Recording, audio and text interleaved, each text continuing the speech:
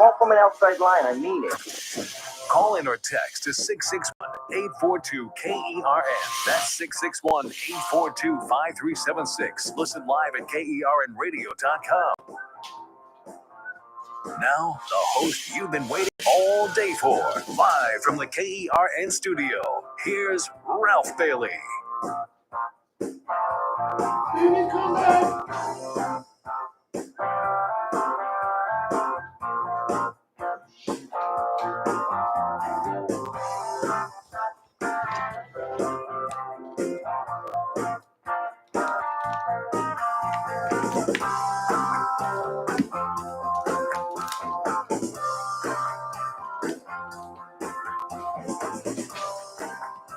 Hi, everybody, and a very pleasant afternoon to everyone listening and viewing on YouTube on this Tuesday. It's the Ralph Bailey Show on News Talk 96.1 and AM 1180 KERN. We're streaming live at KERNradio.com. Let me get organized. I'm running a little late.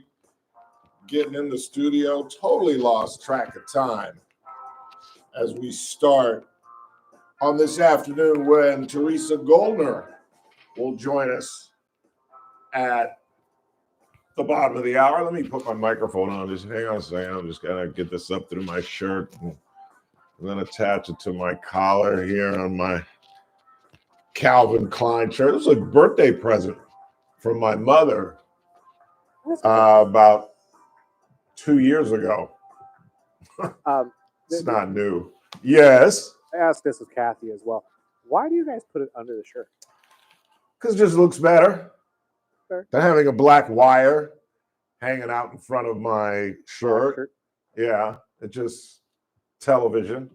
My experience is doing TV. It just, doesn't it look better? Doesn't it look better than seeing a black microphone curve? Granted, I've got this thing hanging out my ear, but all right, I'm settled. It's dark in here. I got to turn the light on. I got in here late. Was in there? We were doing, don't you? Oh. I got in here late. Oh, because we were watching the guy try to kickstart his Prius. Did he get it out of here? No. He didn't move it? We've got a guy who they just repaved our complex. We are just west of the 99 off of California by Marie Callender's. And a California. Huh? I'm just saying, stay off California. Yeah, no kidding. And it's a complex that so many people don't even know exists. It's right between, we're sandwiched between now the Hampton Inn, brand new, fairly brand new, and the Motel 6. And there are about 150 businesses in here. I always tell the story. I had a buddy who, just a casual friend. I'd see him at Mexicali and hanging out, boop, boop, known him for years. And I bumped into him in the parking lot. And he's like, "What are you doing in here?" And I go, "I'm working here." And he goes, "How long you been in this here complex?" Like 7 years. How long you been? I've been in about 10 years.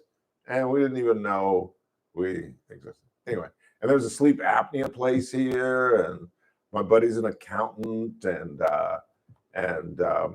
one of our sponsors is right across the street as well. And we make up what?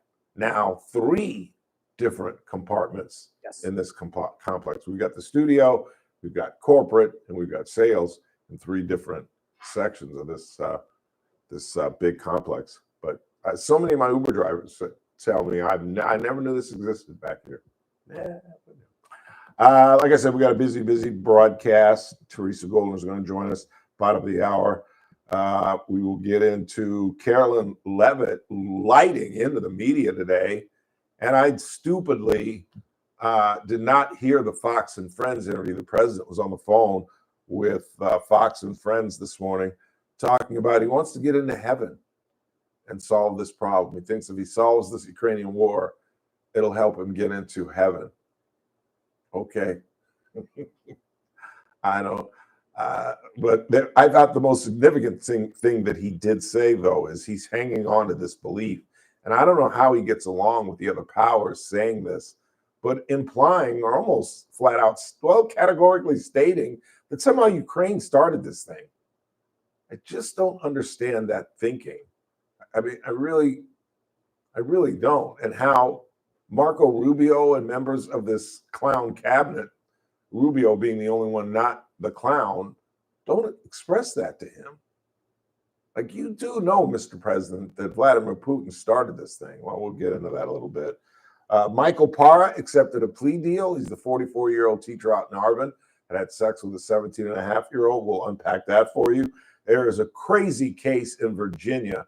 I think it's crazy, at least, that involves two Virginia boys who have been suspended for 10 days from school because a biological girl who identifies as a boy came into the boys' locker room, but they had a problem with it. And there's video of them saying, "Get out of here. What is this girl doing in here?" Blah, blah, blah, blah, blah. And they suspended these kids for sexual harassment and sexual discrimination. And as you can imagine, it's caused people's heads to explode, so much so that the DOJ might get involved. And we'll hear from, what's Miss McMahon's first name? Linda McMahon, thank you, head of the Department of Education. And there's big goings on with the Dodgers. Have you heard about this? There's going to be a shakeup in the Dodger lineup. Ooh. Conforto finally getting put on the bench? Who? Conforto? Yeah, it involves Conforto, Okay. but it really doesn't have anything to do with Conforto. You know who it has to do with? EK? Teo Hernandez, Ooh. who cost us the ball game last night. Absolutely cost us the ball game last night.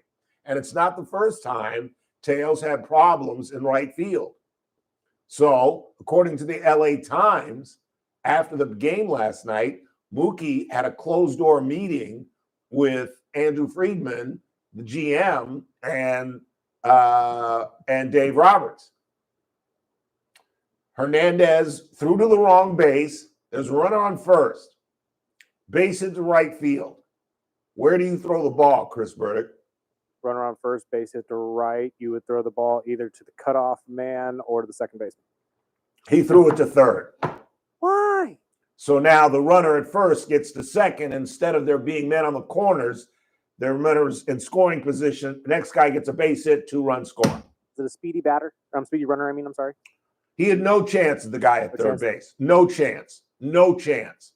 And the big story of it is Roberts openly criticized him in the newspaper. And there was another ball the other night, the Fox game, I thought he should have got to. And there was another ball that cost us a run that he didn't get to, that went off the edge of his glove. And I'm saying, if it goes off the edge of your glove and you're standing up, you could have caught it because you should have dove. And so I'm just speculating. I get a check every 2 weeks to do so. But I think Mookie went in and said, look, Conforto's out there in left field hitting 190. Why don't we put Teo in left field, less ground to cover it, tell Andy Paez to get everything he possibly can get to, put me back in right field, because this whole shortstop thing has been one of the dumbest things I've ever seen. You've got a Hall of Fame. Why did they make Ted Williams a third baseman? Why don't you let Babe Ruth continue to pitch? You've got a Hall of Fame right fielder, and somehow, because either his desires or just some kooky thought in somebody's mind, you move that guy to shortstop? Oh, and by the way, he goes on one of the worst season droughts he's ever had in his career. So I think Mookie was like, look, put me back in right, put Teo in left. Let's sit Conforto, because that's got to happen sooner or later. That's part of the problem. You got 4 guys that are playing on the regular. They're hitting the hundreds. The new catcher, I don't even remember the kid's name, Conforto. Rushing is the kid of the catcher. Rushing, yeah. He's hitting in the hundreds. Conforto's hitting in the hundreds. TK? Yeah, but I don't count him. He's on the IL. I'm talking about guys that are playing right now. Who else is hitting? Hall, the new guy that we just got. Hall's in the hundreds. It just can't happen. It just can't happen. You guys, you old folks, you fellow old folks like me, know that back in the 70s and the 80s, if you weren't hitting 200, you weren't even sitting on the bench. You were riding a bus down. You were probably up here in Bakersfield hitting 200, let alone 170, 180. And the bullpen blew it again, but I blame it more on Teo, but we'll get into that as well. And did you see this Boeing flight? Dude, I'm not getting on a plane anytime soon. I'm telling you. I'm not getting on a plane anytime soon. Boeing flight on its way from Greece to Germany had the engine burn out, and they had to make an emergency landing in Italy. And there's video of, you can see the flames coming out of the plane. And the description from the passengers is, 1 minute they were at 35,000 feet. They were cruising. They were at that altitude where I'm like, okay, good. I'm comfortable now. Because I normally only freak out landings and taking off. Once I get to 35,000, even a little turbulence doesn't bother me. But they said that all of a sudden we just started diving. I wouldn't need to crash. I would have had a heart attack by then. Are you kidding me? If we're at 35,000 feet and all of a sudden we're going nose down, yeah, I'm coming to join you, Elizabeth. with a kettle and cranberry in my hand and Golf Digest in the other. That's normally my plane routine. All right, let's get started. We got a busy Tuesday. Coming up in just a matter of minutes. Teresa Golden, our former federal magistrate judge, will join us. Bargain she can get past the traffic. Yeah, no kidding. No, it's kind of opened up. Well, no, we went through the mobile. I don't know how it is, actually. The supervisors met this morning and are dealing with a request to review child welfare services. You'll hear from Lauren Skidmore, executive director of the Open Door Network. She was our guest yesterday, talking about the Genesis Mata case. And you'll hear from Anita Dorn, who has become a folk hero in Kern County. 17, Bob Price did a package on her. She is the woman that went after Gabriela Bustamante, the stepmother of Genesis, and who's also being held and going to face trial. She was laughing and giggling when she came back from court, and Anita Dorn got after, gave her the business a little bit, put her in the hospital, and now her coffers, her books, as they say in jail, are filled to capacity, literally. She's gotten more than 5,000 shares on the internet and 2,000 likes. And here I was feeling all guilty that we were enjoying it yesterday. She's the hit of Kern County. Get into that. The Michael Parra plea deal, I'll explain what he accepted. And I'll tell you the story out of Loudoun County, Virginia, where a pair of male students are being suspended for having a problem with a biological woman in their locker room. You're listening to The Ralph Bailey Show on News Talk 96.1 and AM 1180 KERN. We're streaming live at kernradio.com.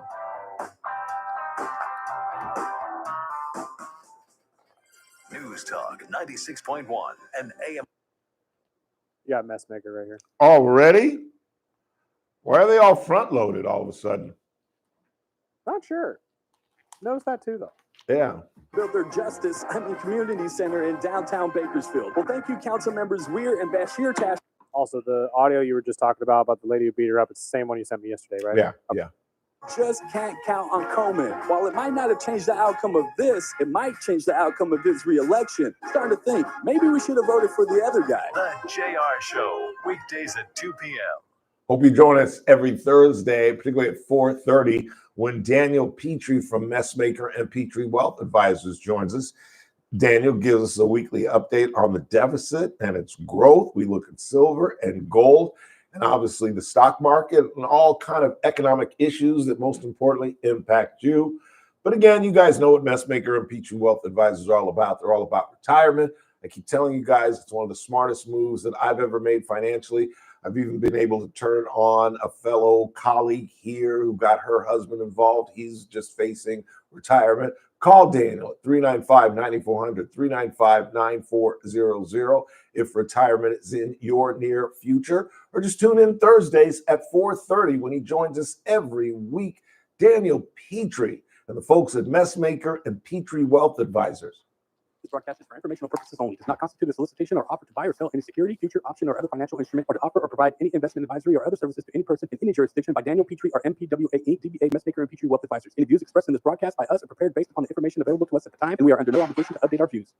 Please meet Paul Sheldon's client, Vivian Rushing. Hi, my name is Vivian Rushing. I am a client of Paul Sheldon. They helped me get everything in order. I had no clue what I was doing, and they were wonderful. The staff is amazing. Lynn and Kelly go out of their way to make you feel comfortable when you walk through the doors and make sure you have everything that you need. Paul is very accommodating. He uses himself as an example to help you understand the process of the insurance and what benefits you should be looking Hey, at. what should I do? It says something went wrong in the How to chat go room. about getting it together. I have recommended Paul Is Sheldon. the video just a couple working? of As long days as the ago. video I was working, in I don't line care. to get my medication, and this gentleman was talking about retiring and didn't know what to do. I told him, contact Paul Sheldon. He's the best. I just want to say thank you, Paul Sheldon. You're wonderful, and your staff is amazing. When Medicare matters, our team has the answers. Chat room's there. It's just not showing you for some reason. So 298. This is a special notice to U.S. taxpayers owing $10,000 or more to the IRS. Tax Relief Advocates is urgently notifying taxpayers that tax relief initiatives are now available that may significantly reduce or eliminate what you owe. If you're afraid of an IRS lien, levy, or wage garnishment, don't lose hope. You can now take advantage of these current relief programs to end all collections, reduce the amount you owe, and resolve your tax problem. Even if you have years of unfiled tax returns or are already in a payment plan, you may still qualify for significant relief. Struggling taxpayers can now get relief they need during these hard economic times. A hotline has been established by Tax Relief Advocates for you to call and see what you qualify for. They are A+ rated with the BBB and have over 1,000 5-star reviews. Don't wait. Call 800-575-7147. 800-575-7147. That's 800-575-7147, or simply visit TRA.com. Must qualify for enrollment. Results may vary. You're listening to The Ralph Bailey Show. Catch me weekday morning 6 to 9 a.m. on First Look with Scott Cox, News Talk 96.1 and AM 1180 KERN. And I'll tell you.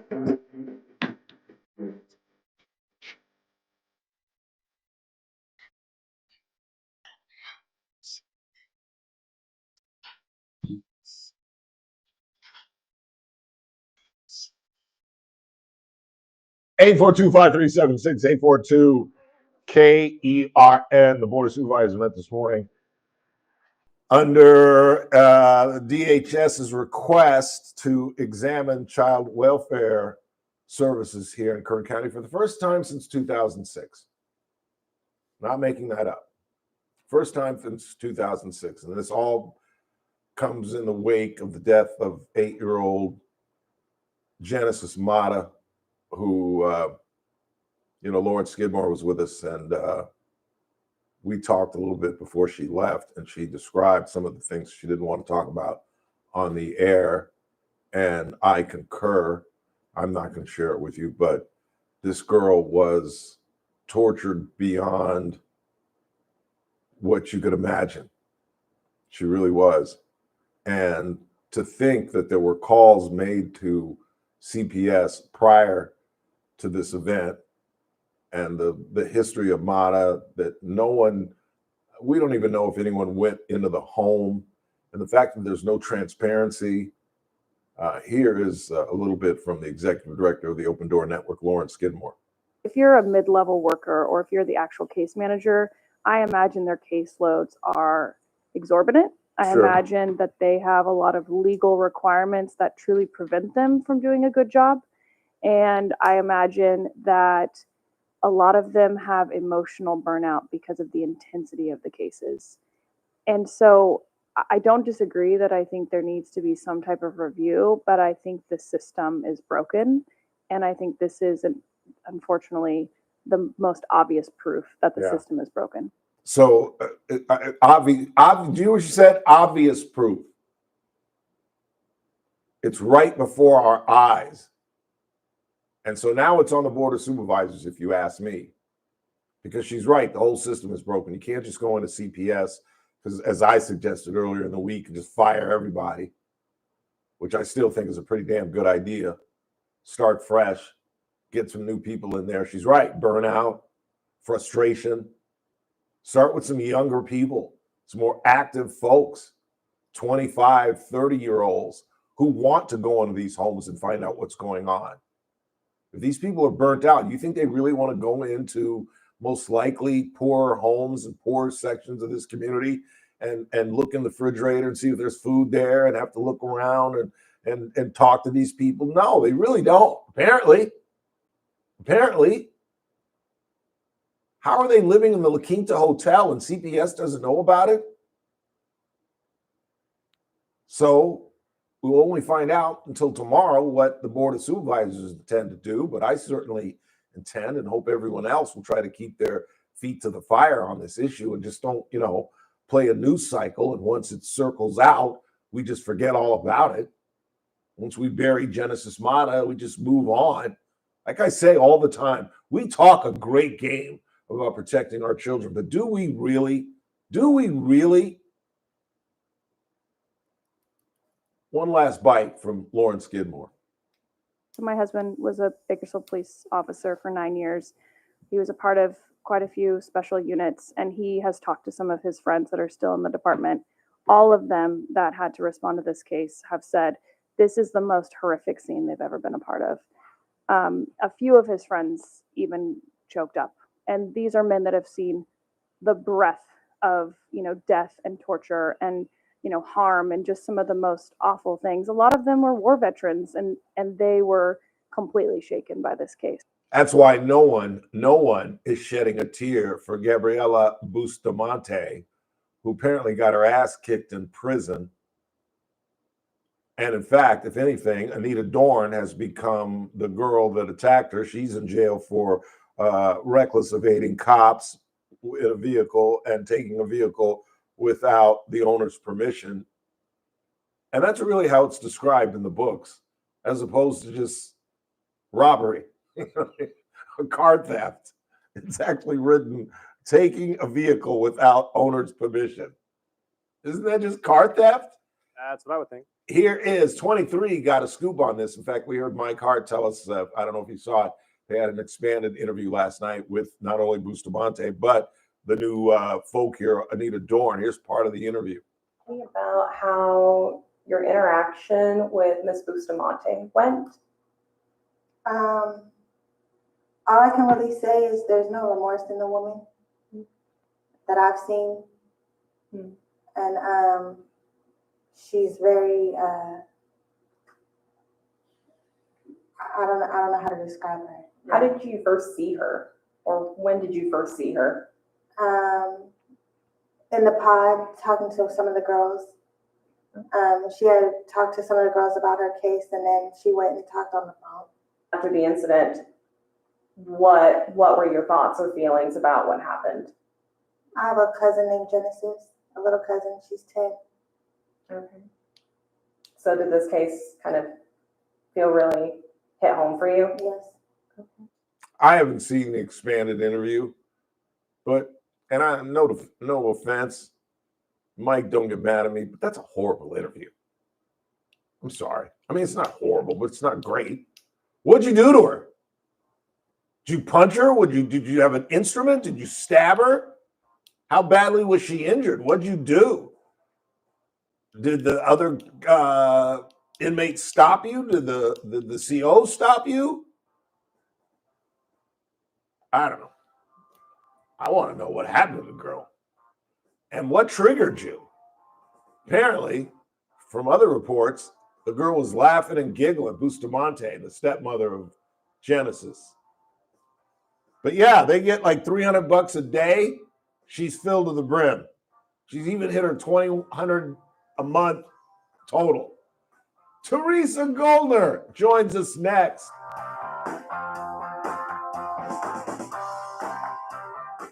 News Talk 96.1 and AM 1180 KERN.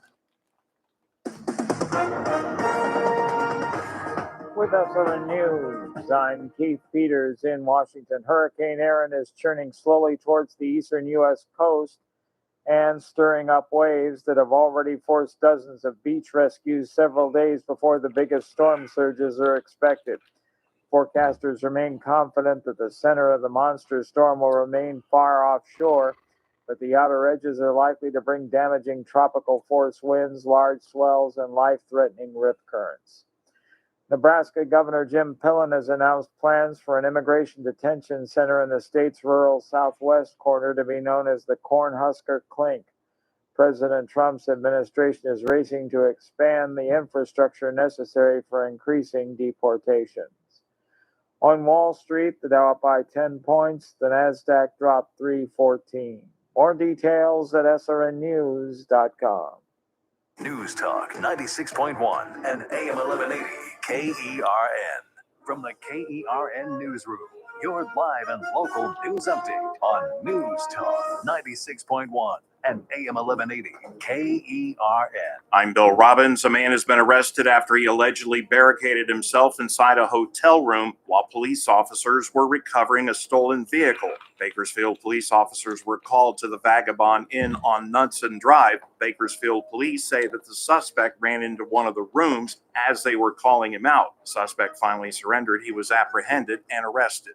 All dogs that were saved from a Cal City home have been adopted. The nonprofit Saving Gizmo's Friends made the announcement. Cal City Police and Animal Control were called to a home in January where several dogs kept in the garage were suffering from malnutrition, dehydration, and open wounds, but the dogs have recovered and have new homes. I'm Bill Robbins in the KERN Newsroom with news every half hour or when it breaks on News Talk 96.1 and AM 1180 KERN. Cashback is not available on gas in New Jersey and Wisconsin. $5,000. That's the average amount of money people in the U.S. are now spending on gas in a year. $5,000. That's crazy. If you drive, you have to download Upside, the free app that gives you cash back every time you get gas. That's right. You can earn real cash back with Upside just by buying the gas you're already buying. You can literally start earning cash back today. I use Upside every time I fill up, and I've already made around $300. You're putting gas in your car anyway. Why not get real cash back? If you like free money, download Upside. I'm saving the cash I earn from using Upside to help pay for a vacation later this year. Download the free Upside app now to earn cash back every time you buy gas. Use promo code PARTY5 to get up to a $5 bonus on your first tank. You can cash out anytime right to your bank, PayPal, or a gift card for Amazon and other brands. Just download the free Upside app. Just a heads up while we have a second. I'm going to be off Thursday, Friday. So you're going to have Dawson on Thursday and I think JR on Friday.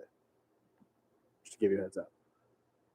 To 9 a.m. On the Wednesday edition of the First Look program, we'll talk a little medicine. I could use some more of that with our friend Dr. Vip Dev. We got a rare one-off birthday appearance from Dr. Corey Gonzalez and the news quiz with John Cox from the Californian, plus news, traffic, and weather. It's all happening 6 to 9 a.m. right here at KERN. First Look with Scott Cox, 6 to 9 a.m. News Talk 96.1 and AM 1180 KERN.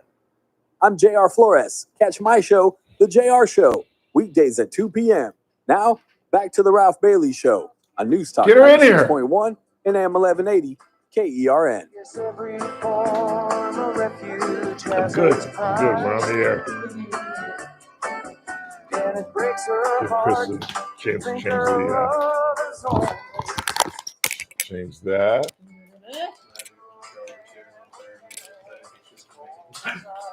It's And then okay. Put on your. I don't need the intro music. Sure you do. Everybody gets that. Thank you. So you get stuck on California with all that traffic. It was horrible. Yeah. It was bad. 537-6842 KERN. Isn't that a great song?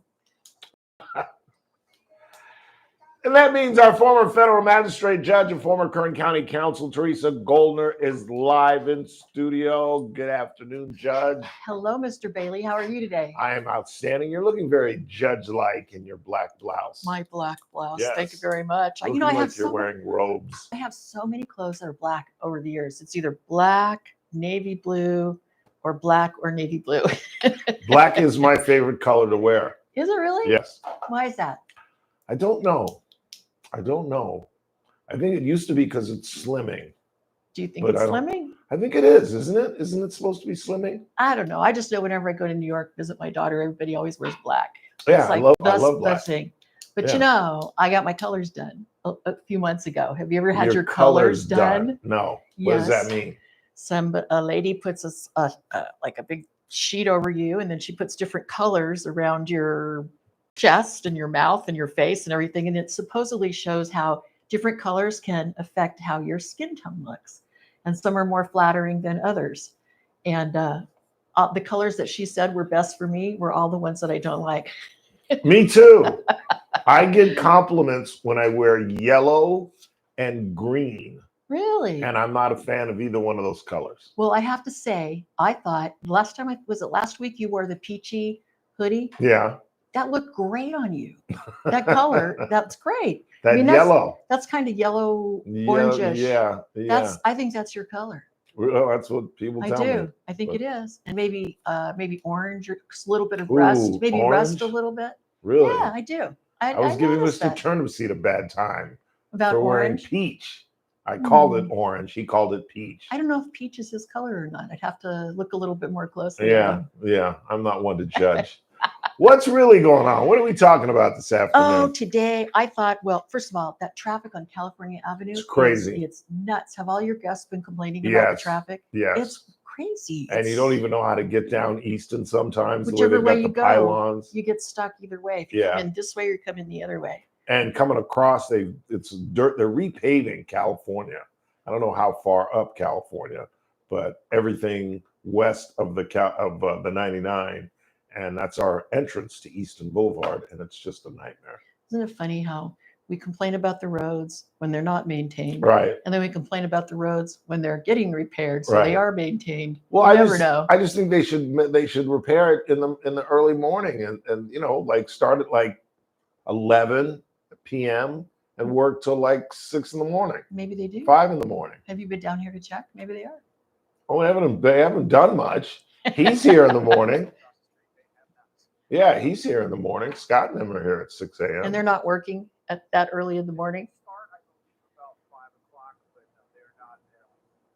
That's the no traffic time. Very interesting. The sidewalks roll up in this town around midnight. We need to talk to the traffic guys. Please. I guess that would be the state, Yes. not the local. Yes. So I thought it would be really interesting to talk about the legality of two things that are actually in the news lately. yes. The first one has to do with Governor Newsom wanting to do this redistricting thing. If Texas does theirs, then he's going to redistrict ours. Yeah. Have you here in heard California? Have you heard the latest news today?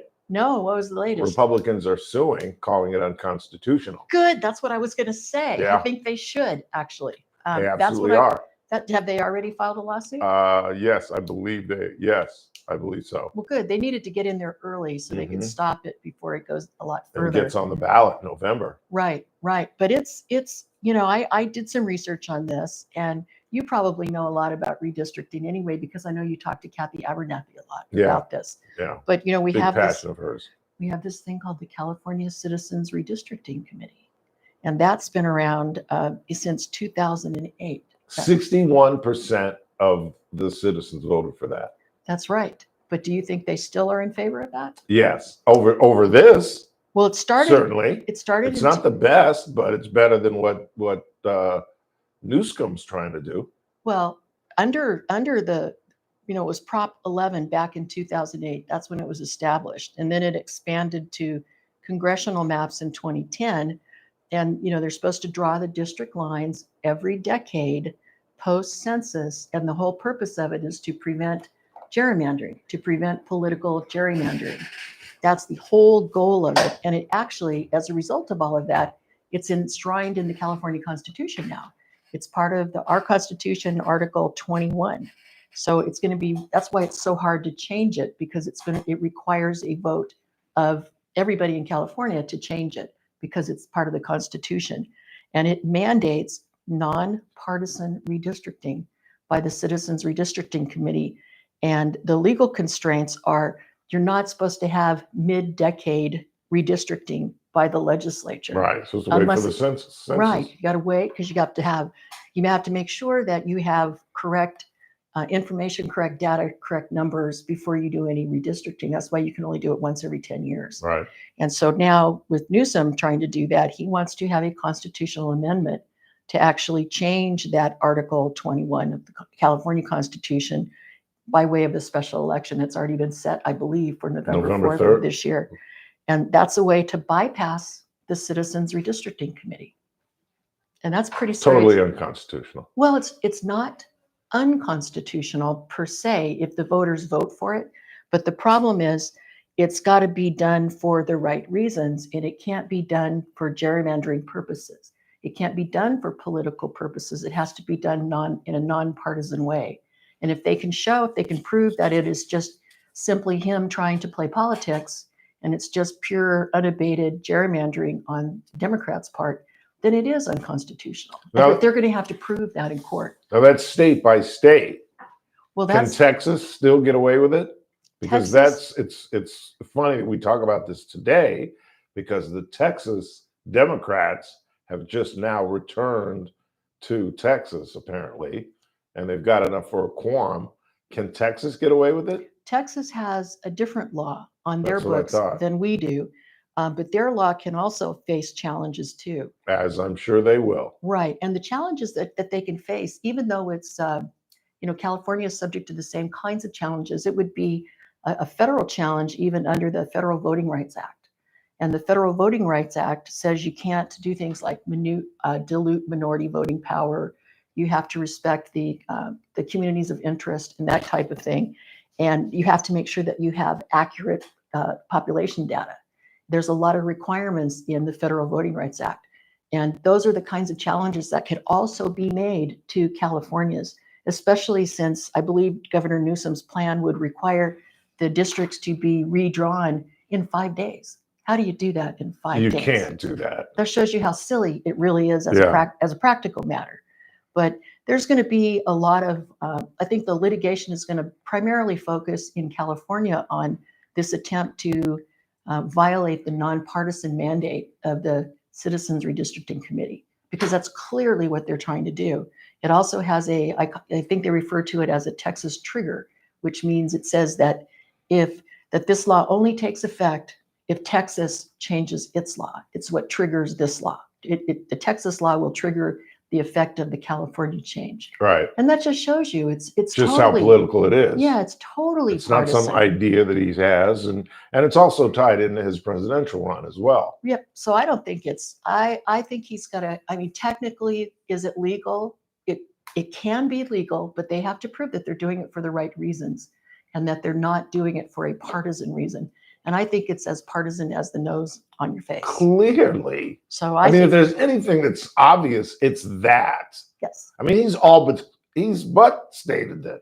Yeah, he's not being shy about No, it at all. While not he's at all. doing it. No, so I'm glad they sued. I think they have to get to the bottom of it. They're going to have to prove why they're doing it. I think the burden is going to be on the plaintiff to show by a preponderance of the evidence what the real true purpose of this act is, or this constitutional amendment is.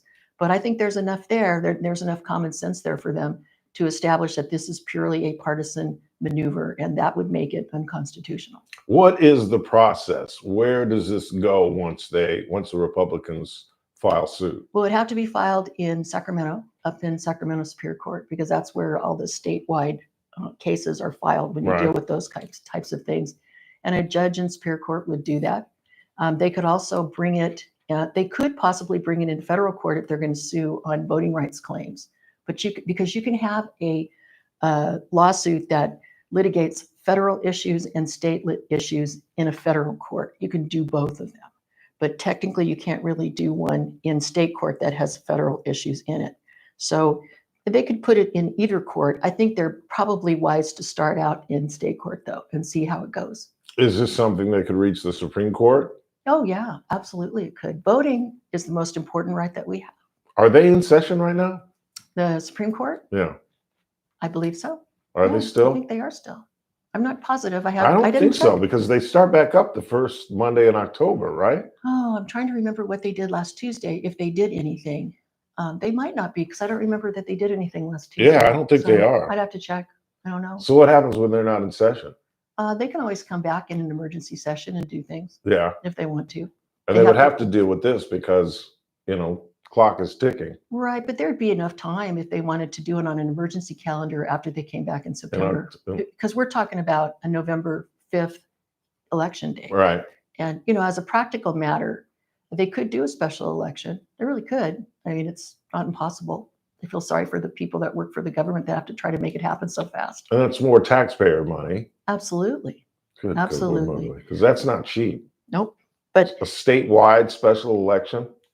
It's going to cost millions and millions of dollars. Yeah. Even in Kern County, it costs hundreds of thousands of dollars to have a special election. Yep. That's why I don't think special elections are very good ideas unless it's really an important issue. Yeah. And I don't think this is the kind of nonpartisan, really important issue that would warrant a special election. No, not at all. So I'm glad to hear that they're challenging it because I think it's worthy of a challenge. So what happens? What happens in Texas? What happens here, in your opinion? Well, in Texas, the other thing I wanted to talk about was a little bit about Texas's plan because it's a little different than California's plan. But Texas can also face the same kind of Voting Rights Act challenges that they have. But ours is enshrined in our Constitution, and they don't have this citizens redistricting committee like we do. The legislature is the one that does that in Texas, not this committee. So it's a little bit different, and I think there's more of a clear path to changing the redistricting in Texas than it is in California because you have this extra step of this citizens committee to do it. Right. But in Texas, the legislators can. That's why the Democrats have fled the state. And they have the numbers. Right. But the Democrats, remember, they're trying to track them down to bring them back to the state to get them to vote, aren't they? Yeah, there's still a couple missing. Are they? I saw some woman, a black woman, being interviewed this morning. Was she on the She's run? holed up somewhere. Yeah. The reporter knows where she is, but he's not fessing up. Exactly. She was holed up. I'm like, wow. Do you think they'll end up prosecuting them? They should. Well, they've I don't think they absconded. will, but they should. I think they should at least lose their office if they Thank you. run away and don't. They're not there for the things that they're supposed to be there for. And then they wonder why their approval rating is so poor. Yeah, it doesn't look good for It's them. amazing.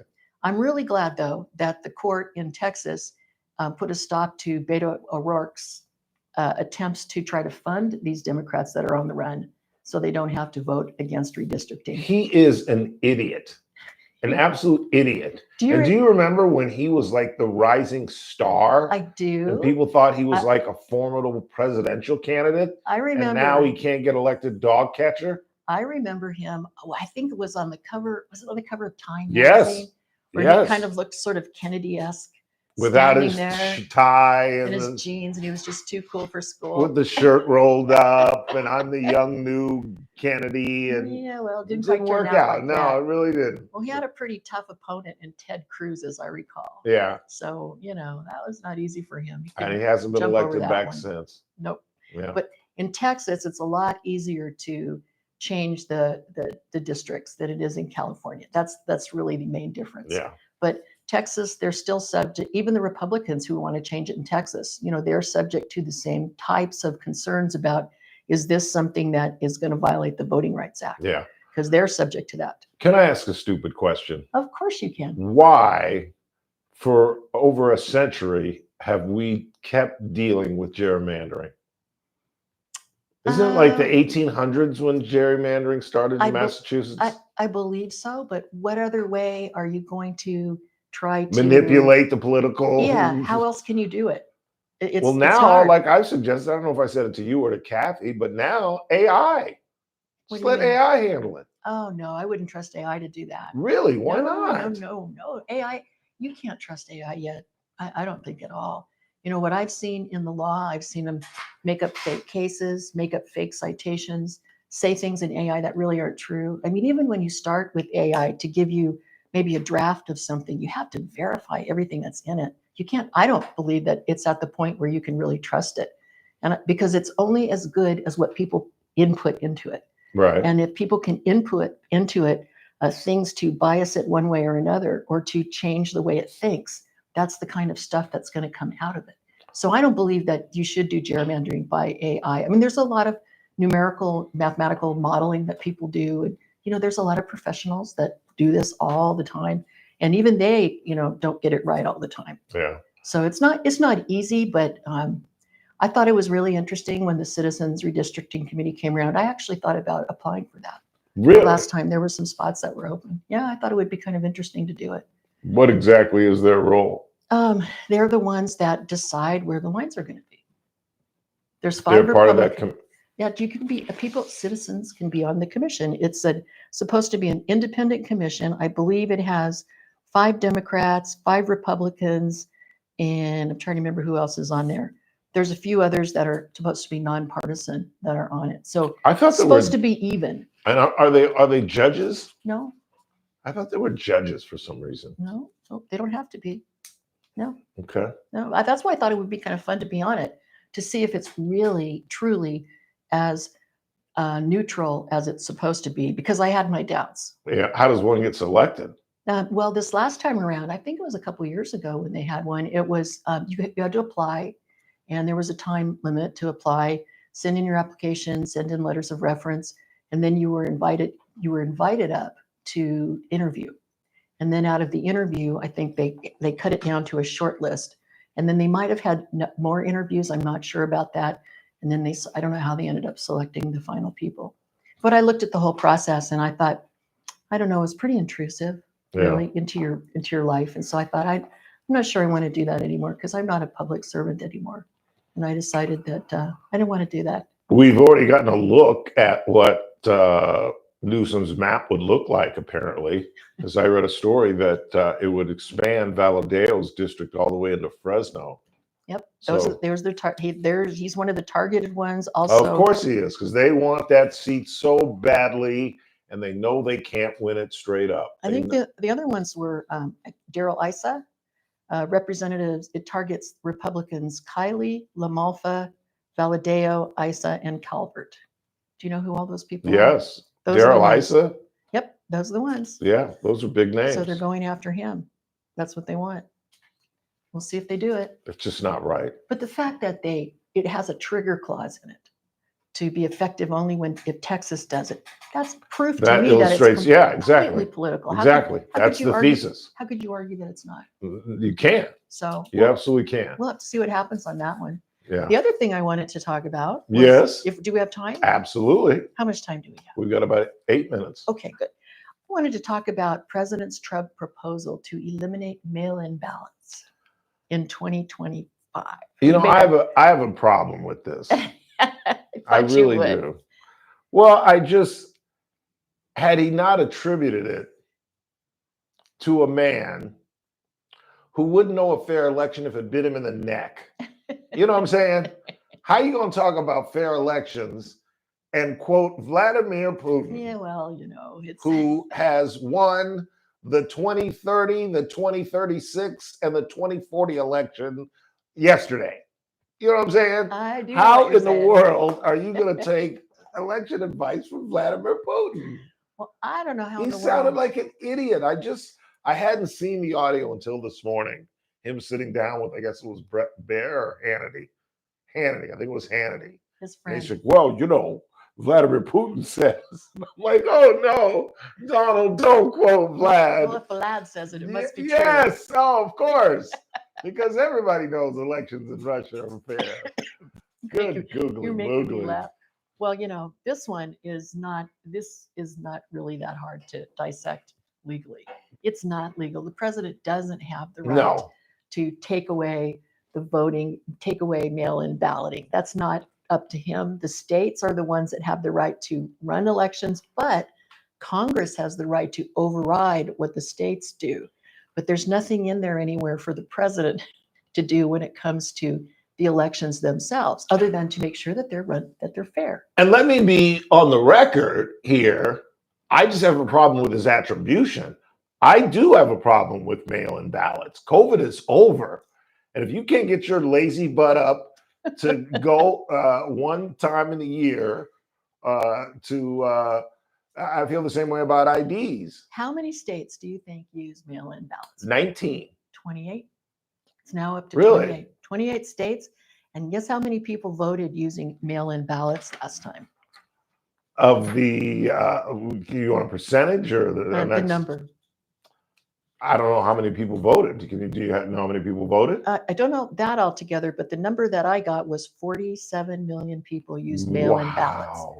And so the big thing about, even if President Trump could do this, and that's a big if capital IF, the big push would be you're not making it accessible to all these millions and millions of people anymore. Right. So that's a problem there. But really, legally, as a legal matter, the president does not have the legal authority to get rid of mail-in ballots. It's got to be something Congress does. Congress can do it if it wants to. Right. And maybe he will pressure Congress to do it. If Congress can do it, fine.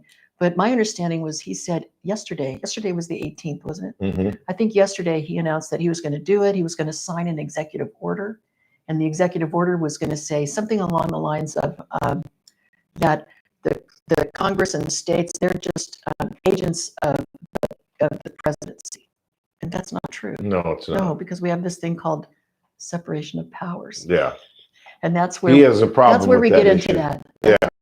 Separation of powers. So we're going to have another executive order lawsuit, just like we've had 50 of them so far. We're going to have more now. He's not going to win this one. I don't think he will. Not on this one, but that doesn't mean he's not going to try. Yeah. But it'll be out there. What do you think of mail-in ballots?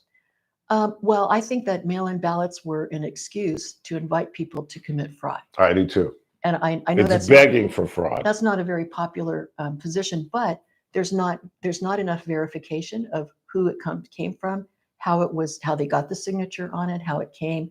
A lot of states didn't keep, the envelopes that go with the ballots. There's not enough to make sure that it's actually an accurate vote of someone's accurate desires in an election. Workers go out door to door and fill in mail-in ballots for folks who weren't going to vote necessarily. Right. Or And they it's hit up the old folks' homes. that's what I'm talking about. And that's just not. That's ripe for fraud Right. and good corruption. It just I mean, doesn't make any sense. That is to me the definition of elder abuse. Yeah. When we talk about going into old folks' homes and getting them to sign things that they don't really know what they're signing. Yeah. And That's- collecting them. And Right. yeah. I mean, no, if that's just wrong. that had to do with money, those people would be in jail. Yeah. So that's why I don't trust mail-in ballots. Neither do But are they convenient? Oh yeah, they're really nice to do it. But if it could be something that could be verified in an accurate way, I wouldn't have a problem with it. Yeah. What do you think of his idea to go back to manual voting? Just Oh gosh, well I remember living through the hanging chads. yeah. No kidding. God, That was a fun night, a wasn't it? horrendous period in American history. That's right. I remember really how the Supreme was. Court came in and settled it at the last Yeah. minute. That was And really Al Gore sad. didn't have the decency to just step aside. Even Richard Nixon. But how many votes difference was it? Wasn't it less It was than like less 600? than, yeah, it was crazy. That's what I It thought. was like 500 something. If it was that close and you were on the losing end of that, would you concede that close in a presidential Yes, I election? think I would. I think I Really? would. I think I would for the very reasons that Nixon did when all his people knew that he'd been cheated in Illinois, and they begged him to ask for a recount. And Nixon said, "I'm not going to leave America in limbo like that." Hmm. And we were in limbo for what? How long did it take before they settled that? It Weeks. wasn't like days. It was it weeks. was weeks. It was weeks, and it was And a I big just think, deal. yeah. And I think you know what? Had he done that, he might have lived to have run again. Well, I think that, so far voting machines, I know some people say, oh, they're terrible, they're awful, but show us that they really don't work. Yeah. Yeah. It's crazy. That was fun and you, interesting. Ralph. Thanks so much. We'll see you Always next great week. to see you. See you next Tuesday. Teresa Golder, everybody. Quick time out. We headed to the 4:00 hour. We've got a lot of things to talk about. We'll talk about the president. We'll talk about Michael Parra, the Arvin teacher who had sex with a teenage student, accepted a plea deal. We'll get into the 5, talk about the 2 boys that are being punished because they didn't accept a biological girl in their locker room. That's all coming up. I'd stick around if I you. Ooh, I haven't heard about that one. That's Loudoun County in Virginia. Really? One Well, of the that's interesting. affluent They're being punished just like Virginia's- the girls are being punished for not wanting to have boys. They've got video. The girl took the video. The biological girl who identifies as a boy took the video, and she turned it in. where they're like, "Hey, get out of here!" What was the video at? Her coming in the bathroom, and all the boys are like, "What are you doing?" Because they're just trying to make a point. I mean, that's dumb. That's just dumb. And so the two boys are like, "Hey, man, we don't want a girl in here. Get out of here. I don't feel comfortable." And they suspended those two kids for 10 days. Well, obviously, their parents are livid, and the community is all upset. And now DOJ might get involved. We see all this gender stuff. It cuts both ways. It's crazy. They just, I just think they should say biological boys, biological girls. If you want to have trans sports, Gender athletes, exactly, okay. exactly. Do trans. Thank you. It'll if it's meant It's to that be, simple. it'll catch on, Mhm. and then everybody will be happy. And Yep. then everybody will be on an even level playing field. That's how they started the Special Olympics. It wasn't a hit when it first started. There were very few. The Kennedys started it. I didn't realize What's her name? The second oldest girl started it. No, I'm lying. It was Kennedy? Shriver that started it. Eunice Shriver, Shriver. Maria's mom. Maria's mom started it because That's pretty cool. they're the family's wrought with guilt. They had essentially retarded, I know I can't use that phrase, but I'm not on air, a retarded child who they dealt with till she was about, yes, but till she was like 21. And then when Jack got into politics, She never got to. she was an embarrassment. And Joe secretly, unbeknownst to Rose and the rest of the family, took her off and had a lobotomy. Right when lobotomies were just coming into fashion in the 50s. And whatever happened And to she died in her 90s in an institution in her 90s. So she lived to be that old. Yes, I didn't know. because all the Kennedys lived forever. Joe lived to be in his late 80s.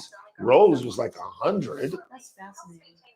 Even Teddy is, Yeah, I guess so. Unless you get shot killed early, or unless you get murdered. die in a. That's the tragedy of the whole Kennedy family. That as long as you don't die in a plane crash, get shot like two of the brothers, die. One of them died skiing, did the Sonny Bono and hit a tree and died. If you don't do anything crazy like that, you're gonna live to be 90. Oh yeah, Teddy was like almost 90. He didn't have a bad ending, did he? No, I think he died of cancer. But hey Siri, how old was Teddy Kennedy? That was fun. Thank you for keeping up so late. I'm sorry it was late. I was worried. Oh wow, he wasn't that old. Yelling at the traffic. He was only 77. I thought he was older than that. That is pretty young. That is for the Kennedy family. But I've always said, kind of black-heartedly, of all the presidents to live, all the Kennedy boys to live in their Bill 70s. Robbins, a 34-year-old Teddy. man, has been arrested after a person was reported stabbed with serious injuries. According to the Kern County Sheriff's Office, it happened just before 2 Bobby o'clock was- Sunday morning. Deputies were called to I the think Bobby had 4200 something to do block with of Willow Marilyn Trail. Monroe's By the death. time they got there, the stabbing He was seen victim in a had Brentwood been house the airlifted day to before she Antelope died. Valley Hospital. 34-year-old And they've Shane proven- Fisher was identified as the suspect. He was arrested and booked into the Laredo jail. He faces Nothing charges, really came including out. attempted murder. A suspect I is did, in but nothing custody really after came a out. report of shots fired in a long standoff Yeah. in the area near Yeah. Grand Lakes Avenue and Ming Avenue. Police got the Thank call you. a little after 7 o'clock Saturday night. A man reportedly ran from their vehicle and into the neighborhood. Investigators traced vehicle information and found the suspect lived in the 1400 block of Field Spring Drive. Officers arrived at the home at about 7:20 p.m. They called in SWAT, the bomb squad, and mutual aid from KCSO. Police report the suspect has been taken in. There are no other suspects, and the investigation is ongoing. Ray Mata Jr. has been sentenced to probation and jail time on gun and drug charges. The father of the 8-year-old Genesis Mata, who is charged with murder and child torture in his daughter's death, has been sentenced to 2 years probation and 70 days in jail on the gun I and know drug it's a charges. TV thing. He and his wife, Graciela Bustamante, double are check. accused of torturing Okay. and killing Thanks so much. his That was great. 8-year-old daughter. Thank you. The dog who was rescued from a chance of being euthanized will become a rescue dog himself. Loki was a dog at Kern County Animal Services when he was 9 months old and time was running out. Nick Fuentes found him, first deciding to foster the dog, but ended up bonding with him. Fuentes is a volunteer with Kern County Search and Rescue. I'm Bill Robbins in the KERN newsroom with news every half hour or when it breaks on News Talk 96.1 and AM 1180 KERN. What do you think? This is the Army where you shoot them a mile away? You got to get up close like this. Bada bing! You blow their brains all over your nice Ivy League suit. It's the Ralph Bailey Show on News Talk 96.1 and AM 1180 KERN. Now make sure you leave the house when you make the call. You understand me? You hear me? Call from an outside line. I mean it. Call in or text to 661-842-KERN. That's 661-842-5376. Listen live at KERNradio.com. Now, the host you've been waiting all day for. Live from the KERN studio, here's Ralph Bailey. Hour 2 of the broadcast on this Tuesday, 19th day of August. It's the Ralph Bailey Show on News Talk 96.1 and AM 1180 KERN. We're streaming live at kernradio.com. Still lots to do. Michael Para, 44-year-old former Arvin High teacher who had sex with a 17-year-old girl, took a plea deal. We'll unpack that for you. The ketamine queen, the woman who sold ketamine to 2 clients that died, not just Matthew Perry, but another client who she sold vials of ketamine to, died some 2 hours after she sold him the ketamine. She pled guilty to federal charges. We'll unpeel that for you, and we'll get into the Loudoun County case back in Virginia, where 2 boys were suspended for sexually harassing a biological female who identifies as a male and was coming into their locker room. And we'll talk about some of the turmoil. I don't know if I'd call it turmoil, but I think there's something. I think the Dodgers really took last night's loss hard, because it's another game where we were leading, another game where our starter, Yoshinobu Yamamoto, pitched extremely well for 7 innings and left leading, and we lost the ball game.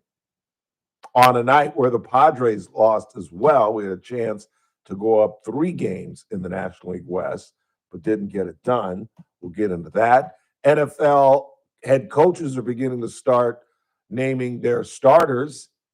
Joe Flacco has been officially named the starter for Cleveland. That's no surprise. It's just a matter of now, what do they intend to do? There are all kind of rumors coming out of Cleveland, and I wouldn't be surprised if they are stupid enough to do one of the rumors that are floating out there, and that's taking on 4 quarterbacks. Do you know how incredibly stupid that is? When you've got a team that's not that good and you need position players, you need defensive linemen, you need backs, you need receivers, and you're essentially going to every game with 3 players that are not going to play. It just doesn't make any sense. My guess, and it's pure speculation, but my guess is they're going to trade Kenny Pickett. You can't trade the 2 draft picks. And I guess if they did, they would trade Shador, but I think his performance prohibits them from trading him and looking even more stupid. You think they'd trade Shador before Gabriel? Technically, you would have to. You'd look like an idiot, don't you think? Trading your 3rd round pick and keeping your 5th? You just told the league, yeah, we screwed up. We absolutely screwed up. Arguably, taking Shador in the 5th already tells everybody they think. Well, yeah, everybody knows that, but you got to get rid of Pickett. That's my only guess. 100%. I agree with you on that. I can't see them handling 4 quarterbacks. And I got some Jackie audio. I bumped into some Jackie Robinson audio. Interesting. He's on the Dave Cavett show. It's like 1971. And it's a horrible interview. And as I said, Jackie had a really weird voice, but I'm going to play that for you before we get out of here. And I'll tell you more about that flight that was leaving Greece, headed for Germany, that had to make an emergency landing in Italy because one of the engines caught on fire. I am not excited about flying. Not that I have any intentions to fly anytime soon. I don't think I'm going on the next honor flight. I don't think so. No? No, I wasn't happy with the broadcasts. I went back and listened to them. And I think that I get so panicked for fear of content or lack thereof that I start rambling. I started rambling about Running Ralph and just the bus driver. And I was just talking about things that had nothing to do with the veterans.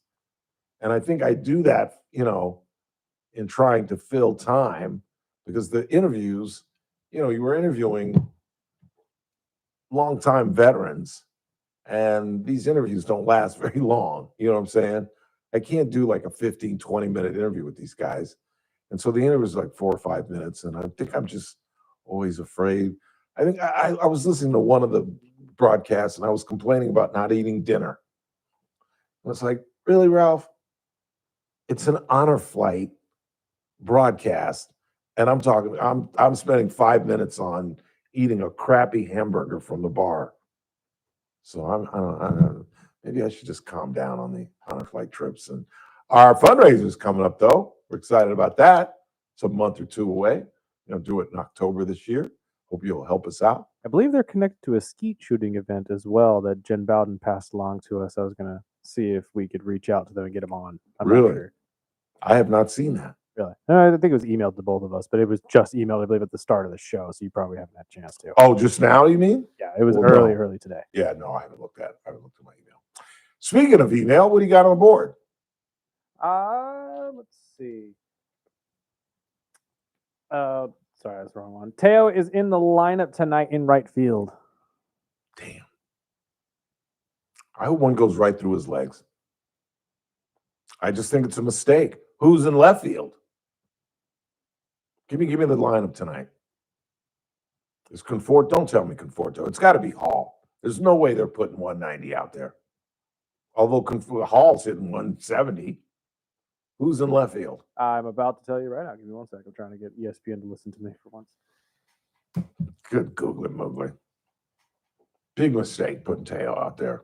That is an interesting move. It just doesn't make any sense.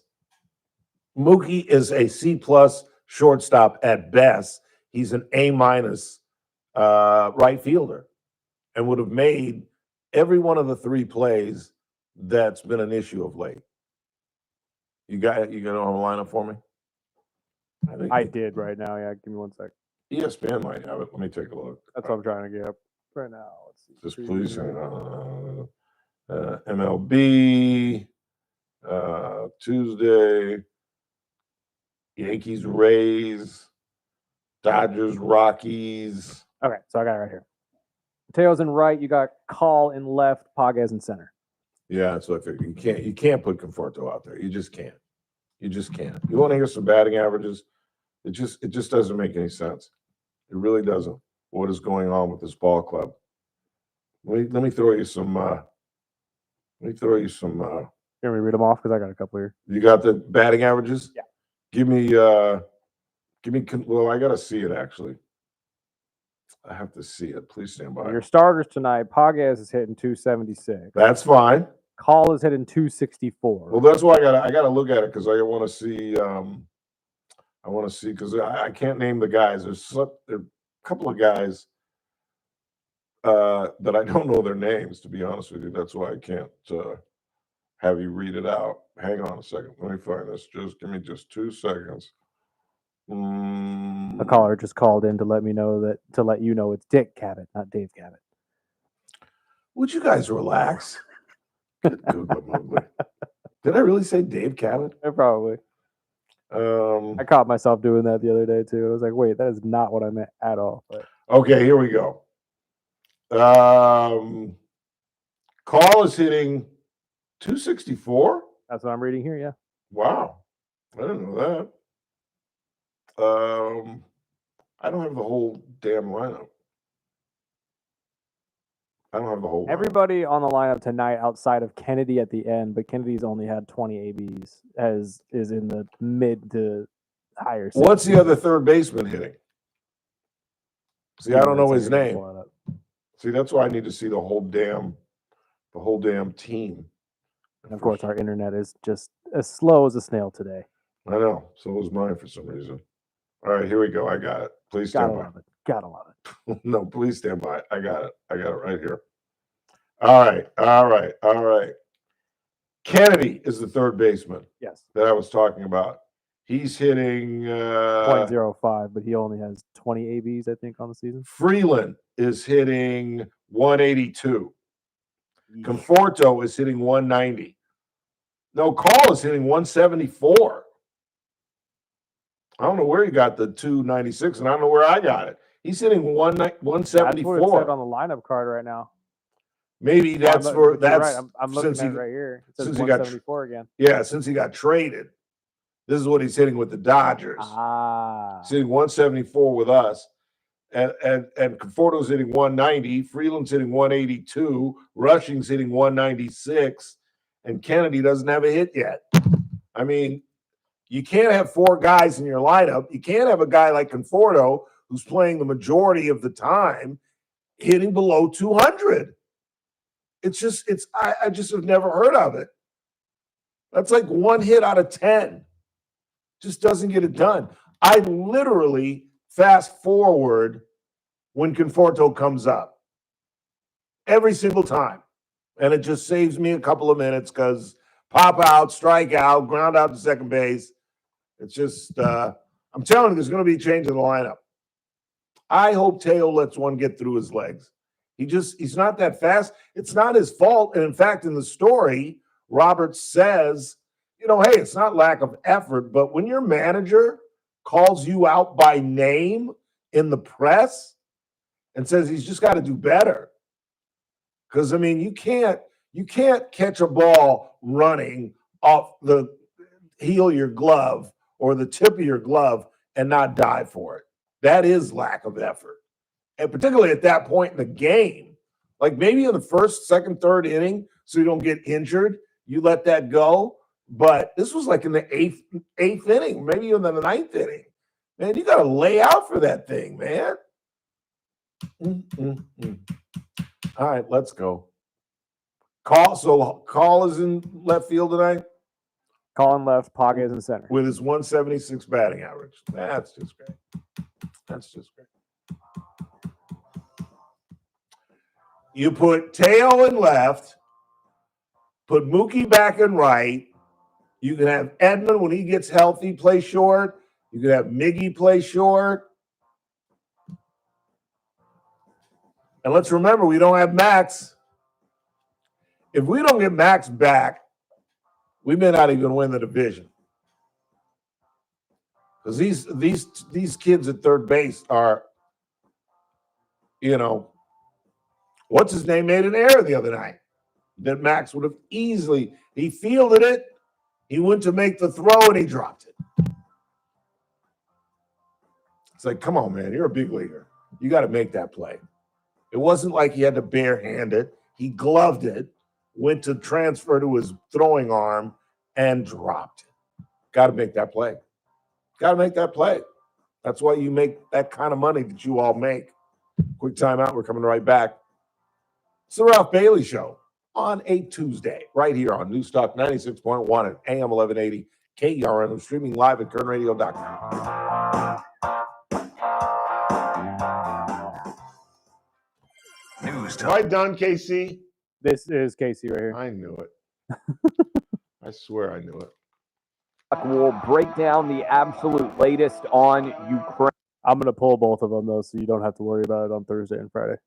Plus, what's going on with violent crime in the country? Heather McDonald, one of the foremost crime experts when it comes to the data and analysis, will join us. All that and more, you won't want to miss it. Wednesday edition, Clay and Buck. Live 9 to noon. News Talk 96.1 and AM 1180 KERN. Have you ever been to the stockyard? It is, I don't think I can call it new any longer. It's been over a year now that Cassie's put up the stockyard right next door to KC Steakhouse. It's a great way to either start or end your evening or even just have dinner in there. They have craft cocktails, live music Thursday, Friday, and Saturday night. And Cassie has a beautiful banquet room for meetings, parties. I know Kathy Abernathy often uses it for election night parties where they watch debates or the polls come in, whatever. Just a great, great venue. And of course, I don't have to tell you about KC Steakhouse. You guys voted them best steakhouse in the recent Bakersfield, California poll.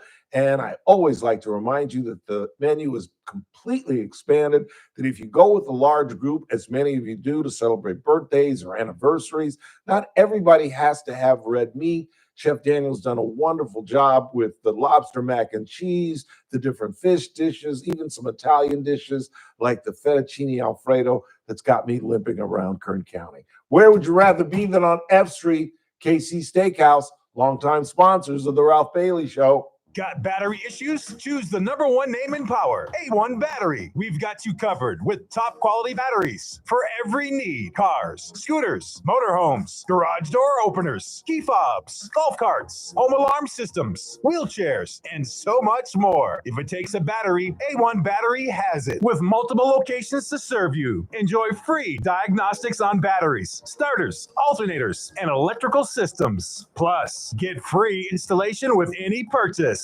First Friday of each month is free Key Fob Battery Friday. Family owned and operated since 1960. A1 Battery has been providing reliable, friendly service to Kern County. Need us in a pinch? We offer emergency services to make sure you're never stranded. Tell us you heard it on the radio and get 10% off your purchase. Call A1 Battery today, 589-1433 for the location nearest you, or visit online at a1batterycompany.com. A1 Battery, powering your world, one battery at a time. The Cotton Patch Quilters of Kern County present an afternoon fundraising event under the Sea Auction, Saturday, October 11th, beginning at 11 a.m. at the Women's Club of Bakersfield. For over 40 years, the local guild has been supplying quilts, pillowcases, teddy bears, and dog beds to Kern County veterans, neonatal intensive care units, at-risk kids, shelters, and fire victims. There will be handmade donation quilts sold through live and silent auctions, a boutique of handmade items, raffle baskets, door prizes, and other surprise happenings. A professional auctioneer will lead the auction, and lunch will be catered by Mossman's. The Under the Sea auction is being custom crafted by members and will showcase over 40 heirloom quality quilts. Tickets for the event are $65 and available at the She Shed by the Peachy Pig, 1518 19th Street, or online at CPQ's website, cottonpatchquiltguild.org, prior to the event. No tickets will be sold at the door, advanced to sales only. The Armstrong and Getty Show, weekdays noon to 2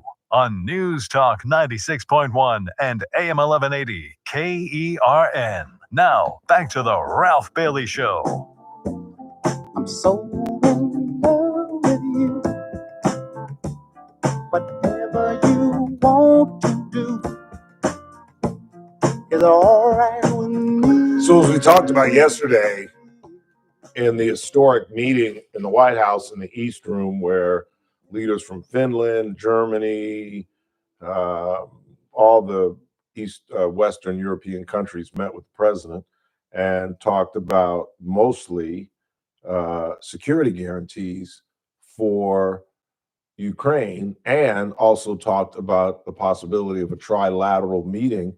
And as skeptical as I was about that, because I just, I still believe I'll believe it when I see it. When I see Volodymyr Zelensky and Vladimir Zelensky in the same room, they're suggesting that this thing will happen in Hungary and Budapest, because I knew there was no way he was going to Moscow.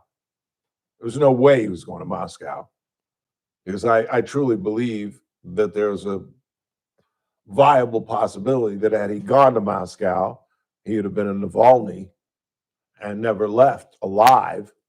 There would have been some freak accident, and we know who would have been responsible for that. But what could we have done if that had happened?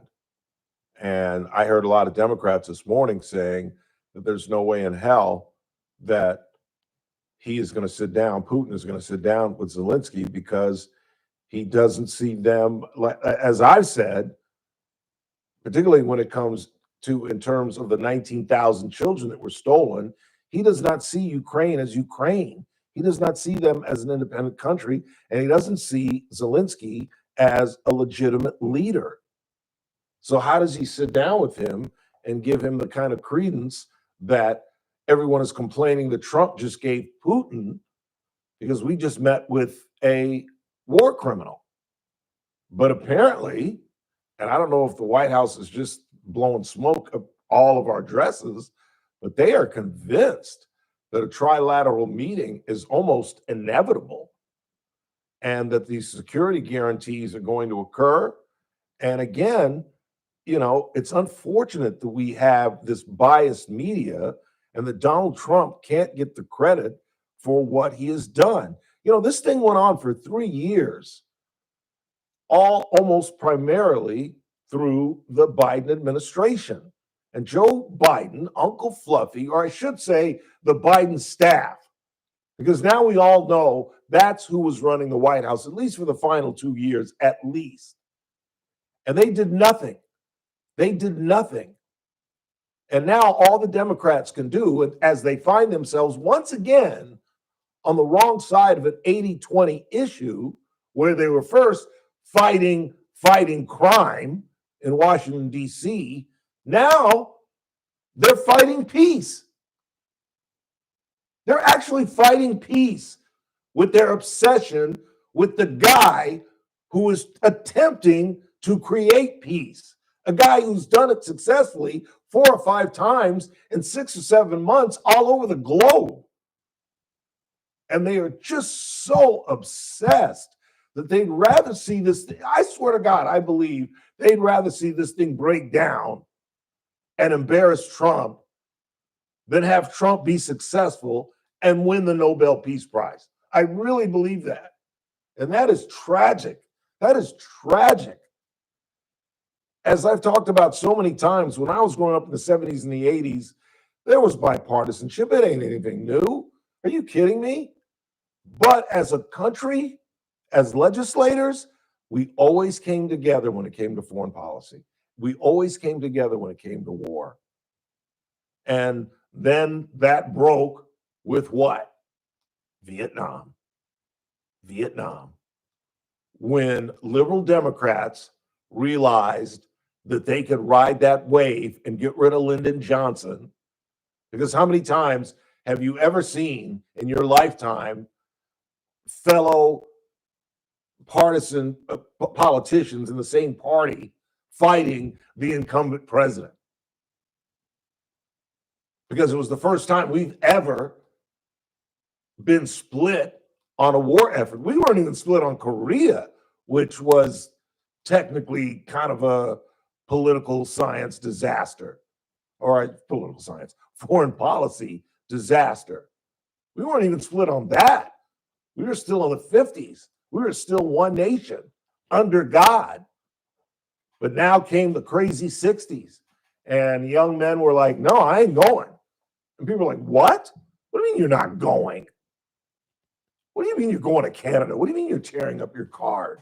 And then politicians rode that, fought an incumbent president, and there became the split for the first time in American history on a war.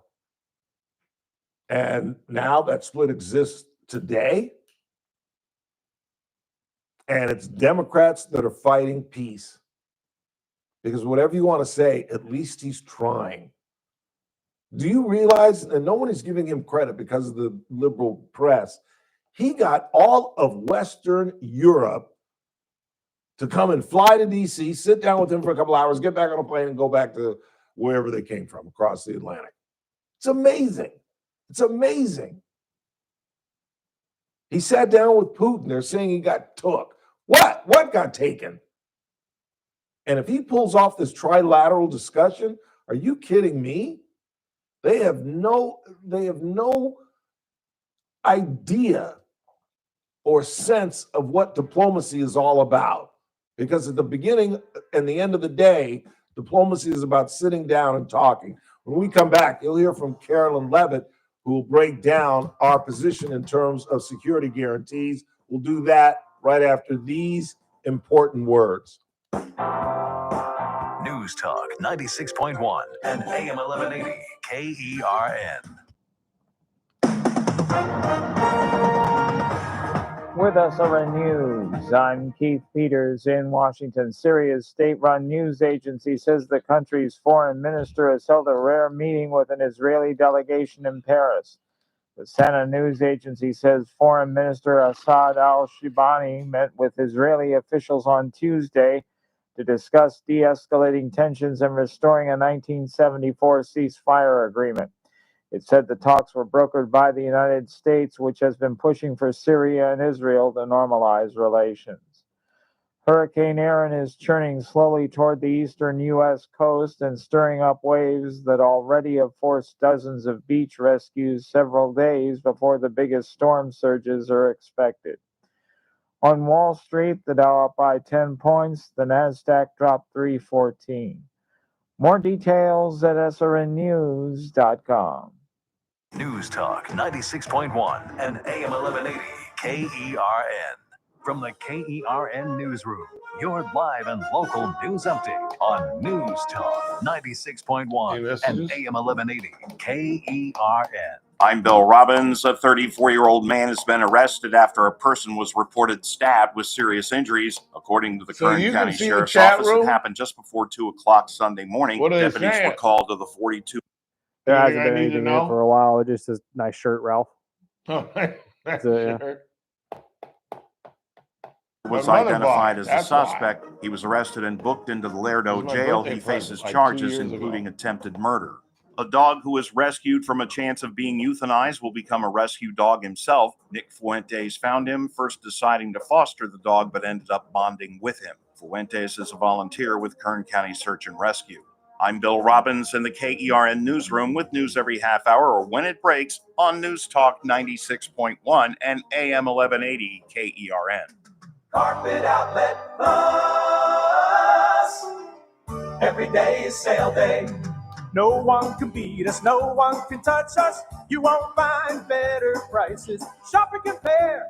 We don't My ankle is care. worse. Take a look our way and come into Carpet Outlet Plus. Dude is so Every fat. day is sale day.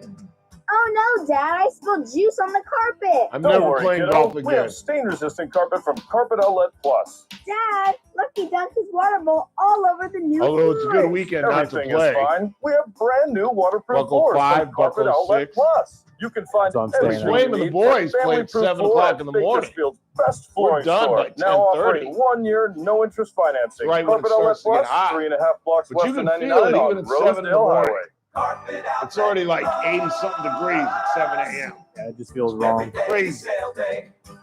On the Wednesday Armstrong and Getty Show, are there bums and junkies all over where you live? San Francisco, of all places, has cleaned up the streets, and we'll tell you how they did it. Congress is about to come back into session, and you know what one of the first topics they cover is going to be? Flipping Epstein. I thought we were done with that, but it's true. All the rest of the news on the next Armstrong and Getty Show. Weekdays noon to 2 on News Talk 96.1 and AM 1180 KERN. The Clay Travis and Buck Sexton Show, live 9 to noon. Now back to the Ralph Bailey Show on News Talk 96.1 and AM 1180.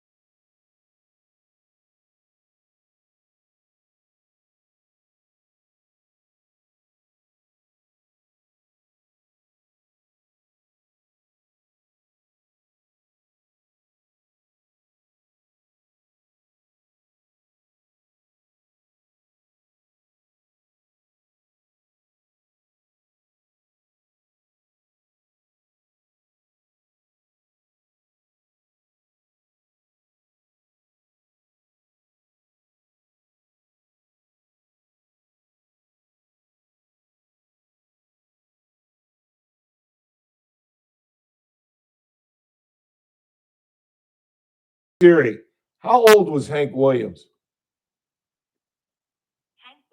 He was 29. Good googly moogly. 29. They need to make a major motion picture about his life. They've made there's like a TV movie that was okay. That kind of got into his life. It was okay. How he got kicked out of the Grand Ole Opry and how he just couldn't stop drinking. It's amazing how alcohol can take over people's lives. It really is. And I was going down that path, Jack. I really was.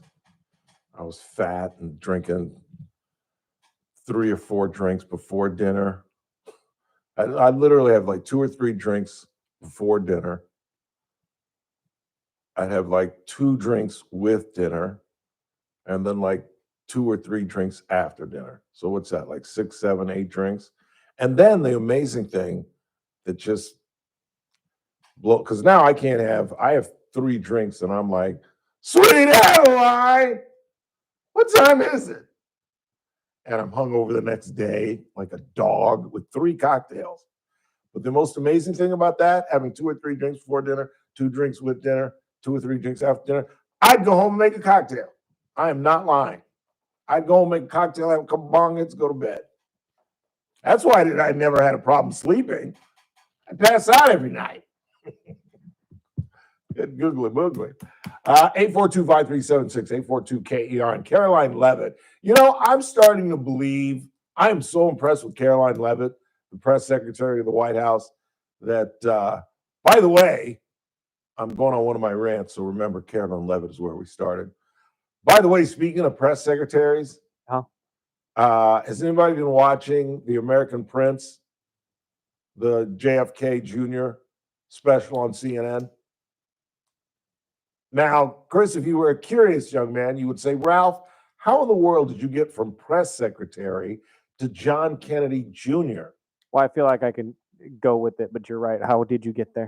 Funny you should ask, Chris. When I was 12 years old, and I was at the peak of my Kennedy obsession, I had just seen the Zapruder film. I was like crazed that anybody could see that film and not tell that the shot came from the front when Kennedy's head goes back like this. I'm like, is you blind? And I'm at the peak of my Kennedy obsession. Not really. I had 15, 16 was really my peak. And I told my mother, and the only reason I know this is because my mother does, the apple doesn't fall far from the tree.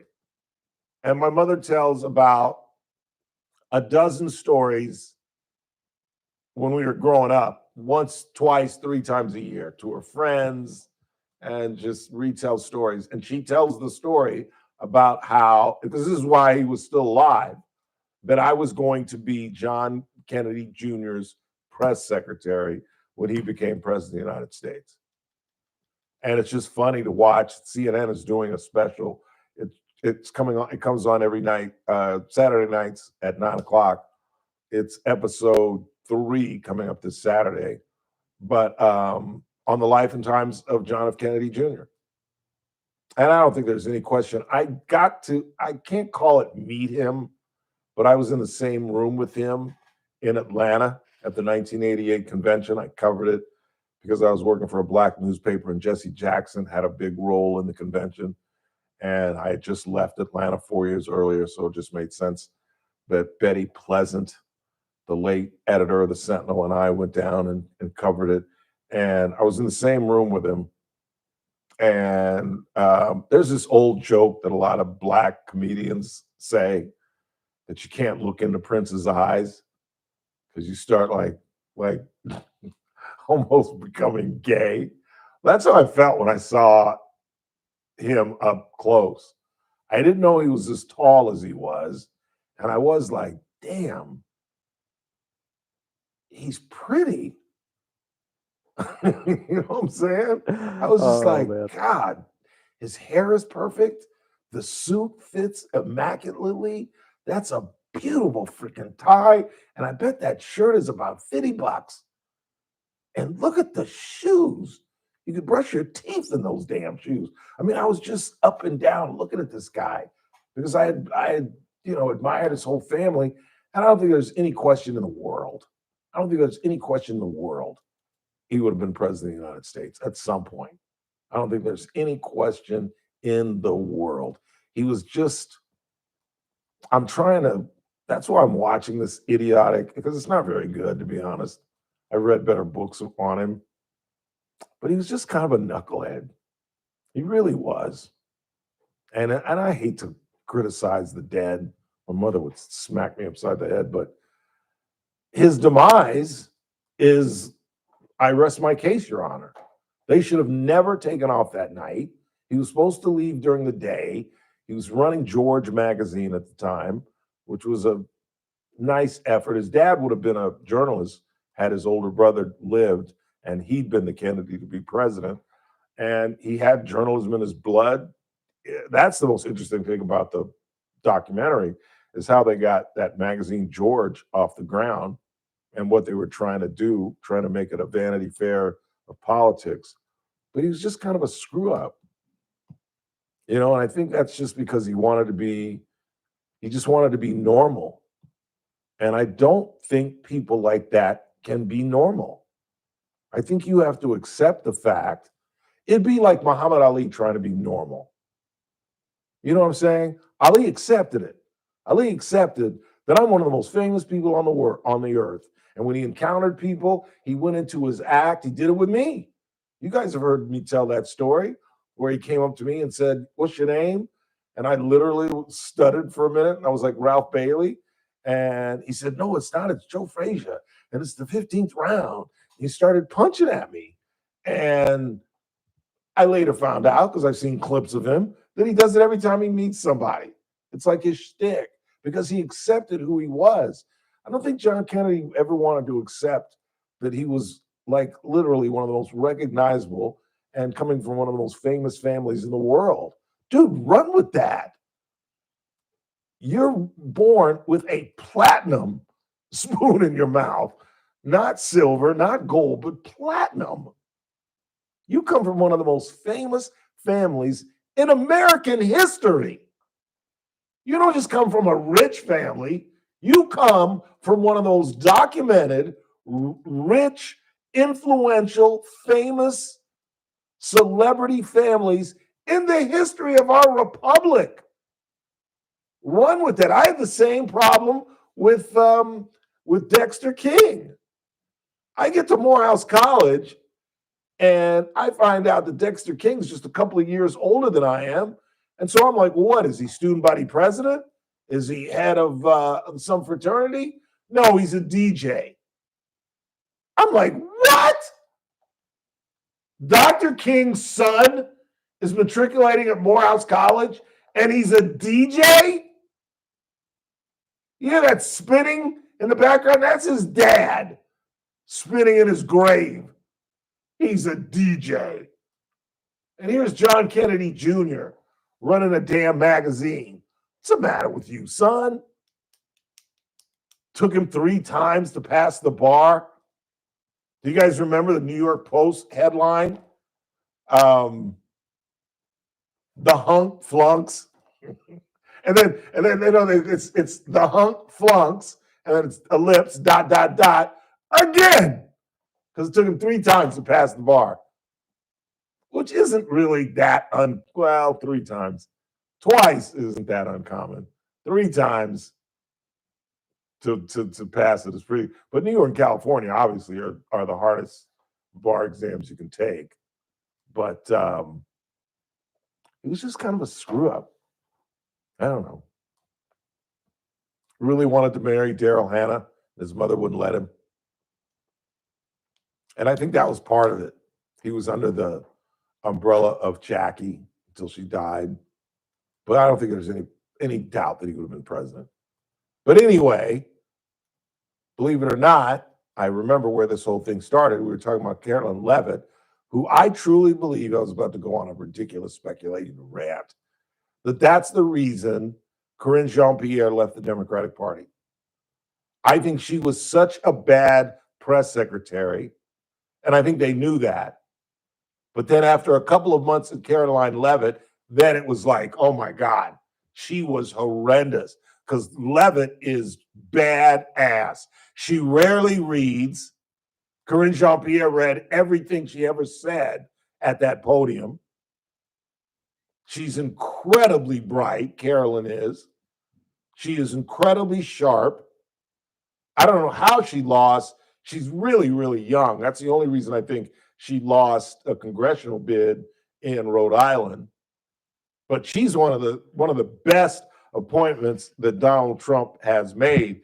She got into a discussion about the security guarantees because, as I pointed out yesterday, it seemed to me that Donald Trump was implying that American troops might be involved because the European countries are saying that NATO troops, boots, are going to be on the ground in Ukraine, which I think is insane.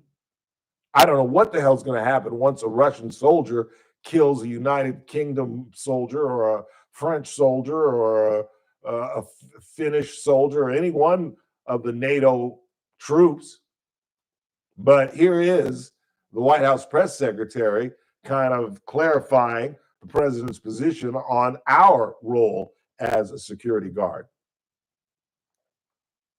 The president has definitively stated U.S. boots will not be on the ground in Ukraine, but we can certainly help in the coordination and perhaps provide other means of security guarantees to our European allies. The president understands security guarantees are crucially important to ensure a lasting peace, and he has directed his national security team to coordinate with our friends in Europe and also to continue to cooperate and discuss these matters with Ukraine and Russia as well. Thank you, Jesus. Because when I heard that yesterday, I about fell off my chair. Because we heard the president say we might be involved. We had the audio from yesterday.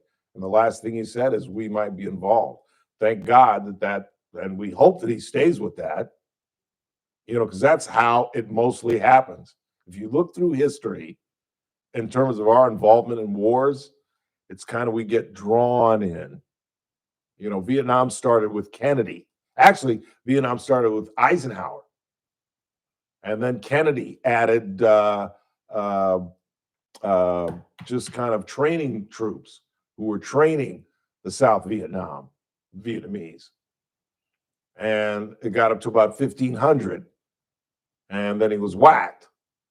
And I think part of the reason he was whacked is because some corporations like Bell Labs that provided shells on helicopters, and they knew that helicopters was going to be the way they were going to fight this thing. They wanted their war. They really did.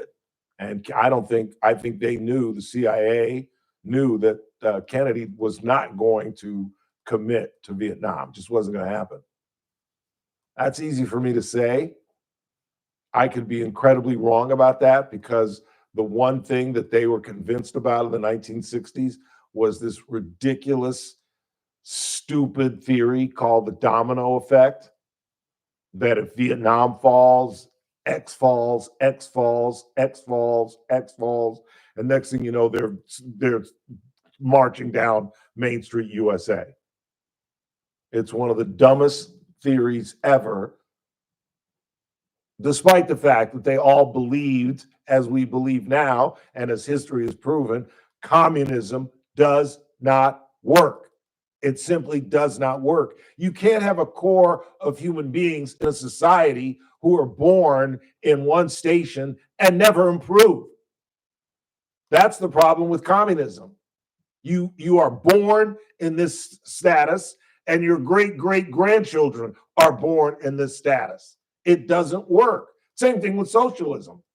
That's why I'm loving this New York mayor. I'm loving this guy in Seattle that wants to be a socialist. Go ahead, give it a shot. Because it's the first time in American history we've tried socialism. Not! It's been tried many times and failed every single time. Let's go ahead and take a quick break. Come right back. Michael Parra, the Arvin teacher who slept with one of his students, snuck her on campus and had sex on a futon and in a storage room. Come on, man. I guess you can't take a teenager to a hotel. It's me and my daughter are checking in. But come on, man. He accepted a plea deal. I'll tell you what he has accepted when we come back. We'll get into the 5. We'll go to Loudoun, Virginia.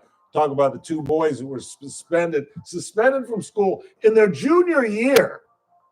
Arguably the most important year in high school. That's when you're really trying to get into college. That's when they're really looking at your exam. It's not your senior year.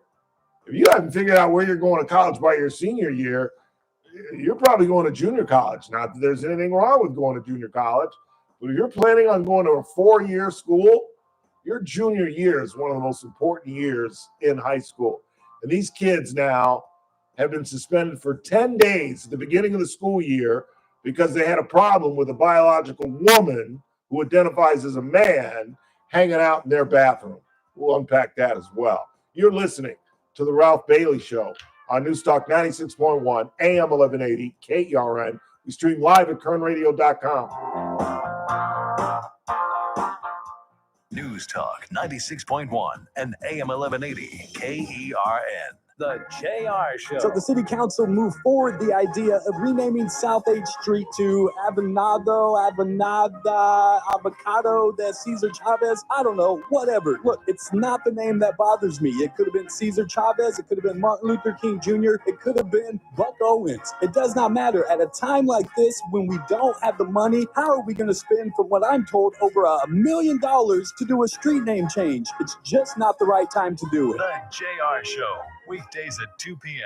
Look who's here. It's the Valpredo family from Luigi's Restaurant and Old World How much Delicatessen. time I got? Gino, I know everything begins time I got? with your incredible staff and your 2 minutes? familial atmosphere. 3 minutes. I love what we have at Luigi's, and I love everybody that works there, and we're all like family, and then our customers are like family, so it's all one great place. And Lynette, I know your passion is the delicatessen. What I love about it is that when you have lunch in the restaurant, you can go next door into our deli and buy anything that's on our menu.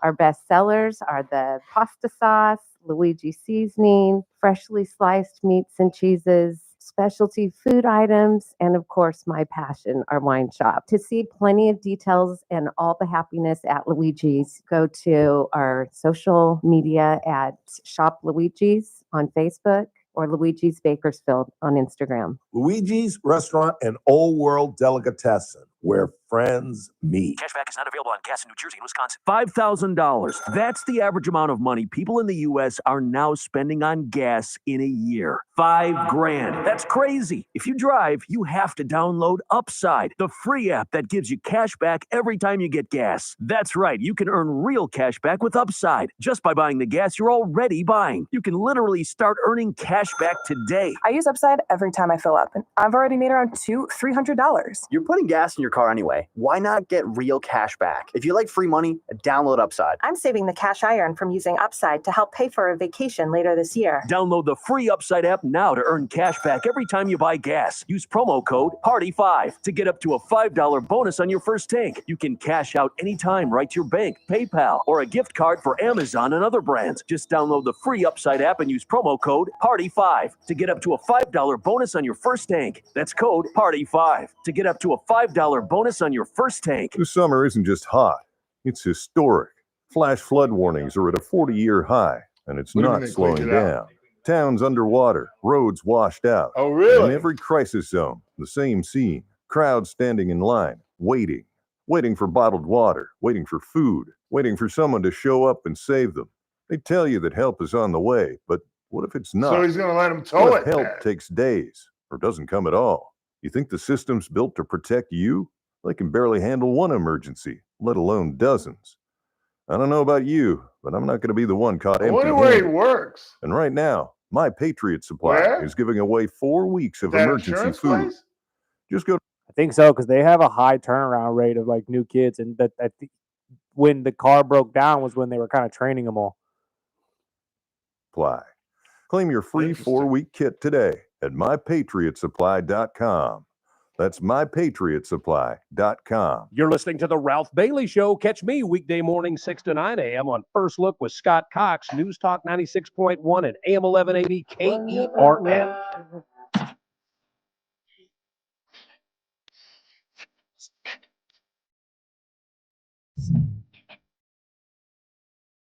When you're strange, no one remembers your name. When you're strange, when you're strange, someone help me for those fingers. You know, I went through a Jim Morrison obsession period too. You think full on just dive into his life? or- Yeah, I read that. There was a tome about his life. It was like 500 pages, and I read the whole damn thing. And I think it was long before the movie came out. But he was a weird fella.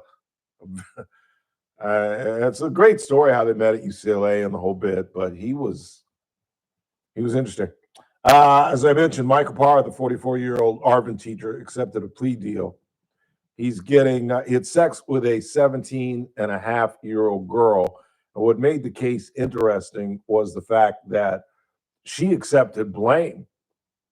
As I remember, they found the mother found out through text messages, called the police, and she kept it a secret. It's a rare case because I mean that's the thing that I don't understand beyond the obvious of a male adult having sex with a child, that there are adults walking around this planet that think that they could have an illicit relationship with a child, and that child's not going to tell a soul, not going to tell anybody, not going to tell her best friend, not going to document it in a diary, not going to write it down, not going to put Ralph plus Anita on her peachy folder as we used to do as kids or just something somewhere.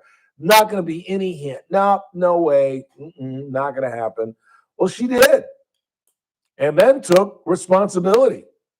When this whole thing broke as late as last February, this past February in 2025, she wrote the DA's office, look, essentially, I quoted it a couple days ago, but I'm just going to paraphrase, I ain't testifying. And if you force me to testify, I'll take the fifth.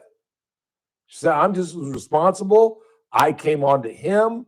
I feel just as much responsible of this as he did. And then I presented the question, you know, do you throw a book at a guy who broke the law by a couple of months? And then I started arguing with myself, no, if you're stupid enough that you couldn't say, he could have just went to her and said, look, because I don't judge. If you want to date an 18-year-old, fine. But the fact that he didn't have discipline enough to go to her and just say, this is inappropriate, this is how I make my living, this is how I pay for groceries for my wife. I mean, let's get beyond the morality of it. Let's just deal with the legality of it and the stupidity of this guy. Where you just go to her and you say, let's just wait 6 months. Let's wait till the summer. You'll be a high school graduate. You'll be a little more mature. And most importantly, I won't go to jail. I'll lose my wife and my family and I'll be destroyed and I'll be living in a studio apartment in Arvin. But at least we won't go to jail. But no, he couldn't wait. So he deserves what he got. Well, no, he deserves more than what he got. He got 6 months in jail, 2 years probation, and restitution, I suppose, to the family. Somebody would win some kind of journalism prize if they could sit down with this 19-year-old now and get her thoughts on this whole thing. And whether or not she intends to date him in 6 months. Do they still have a relationship? I don't know. Be kind of fascinating. We head into the final hour of the broadcast on this Tuesday. I would stick around if I you.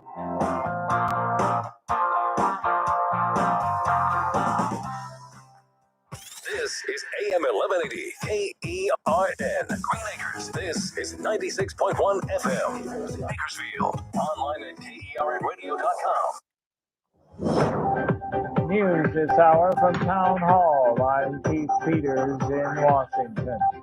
Speaking on Fox News Channel's Fox and Friends, President Trump offered his assurances that U.S. troops would not be sent to help defend Ukraine against Russia after seeming to leave open the possibility. Well, you have my assurance, and I'm president, and I'm just trying to stop people from being.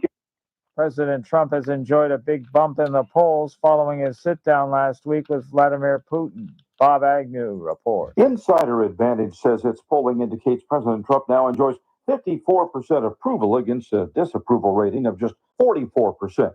In fact, he enjoys an advantage across every age group except for the oldest respondents to the survey. It shows his approval increasing among African Americans and Hispanic Latinos. Approval with white voters is now at a near record of 64%. Bob Agnew reporting. Outbreak in New York City is now at 5.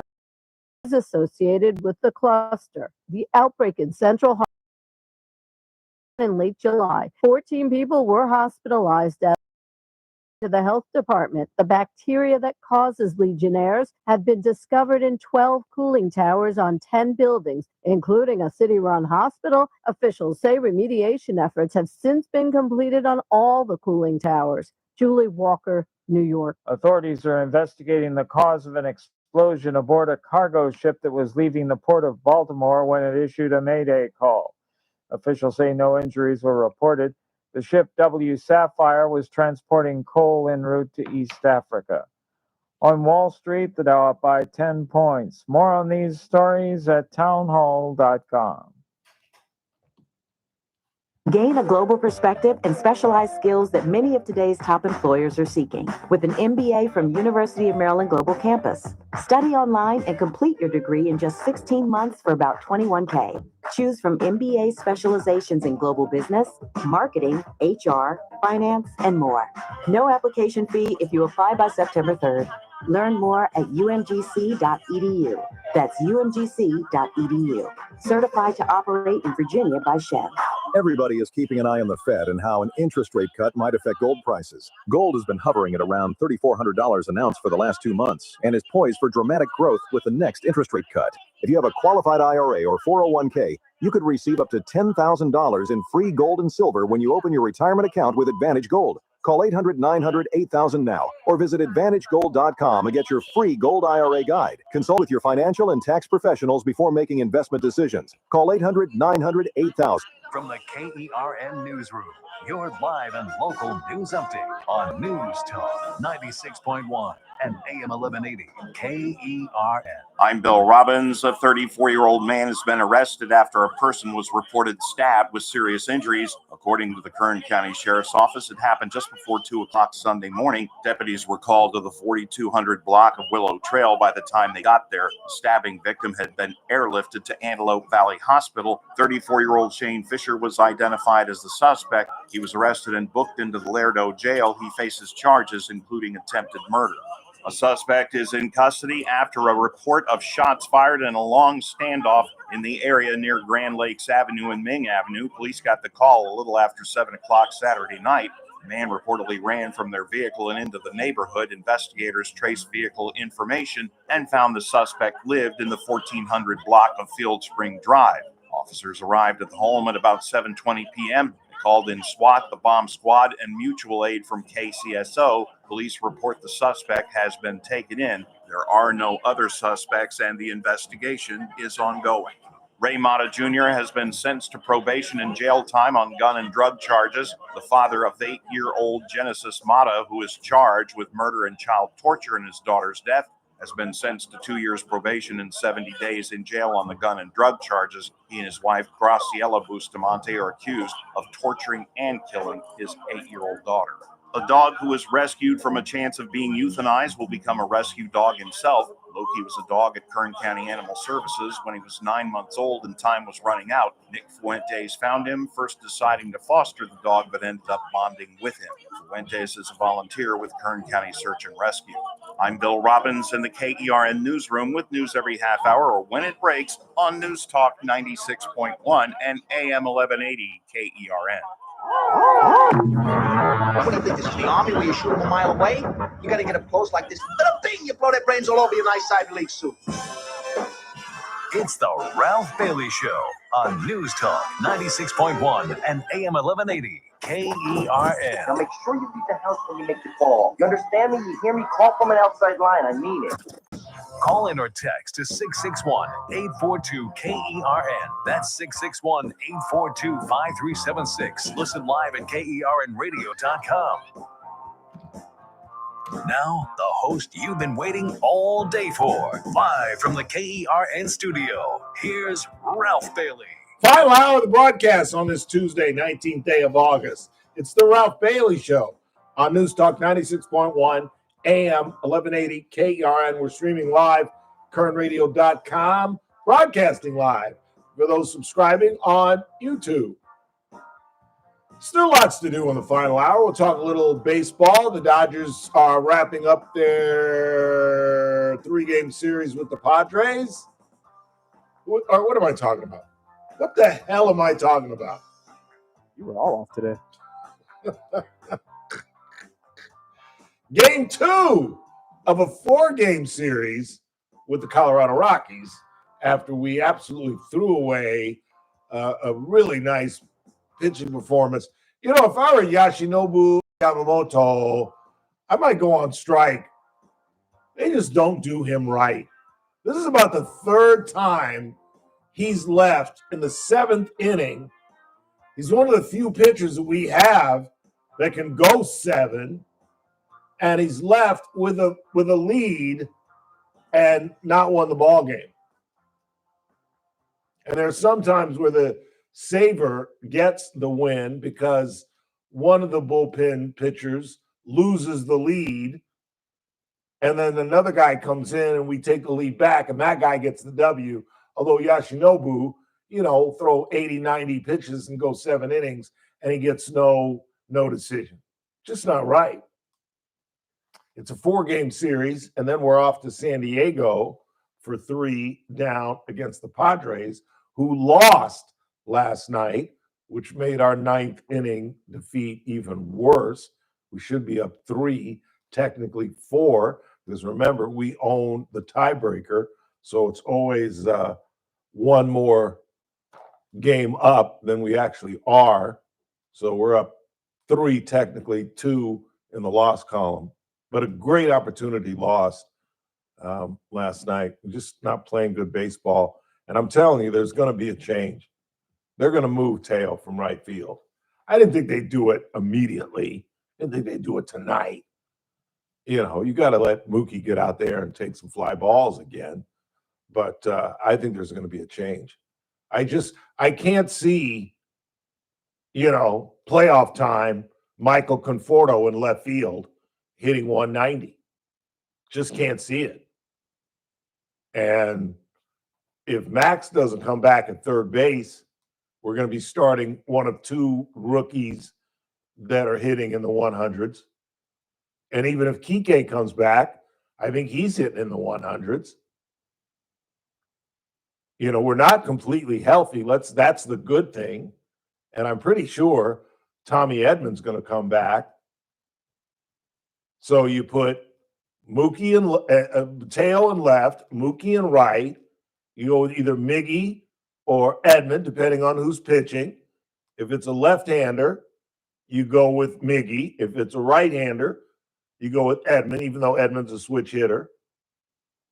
And you can, I don't know, you really can't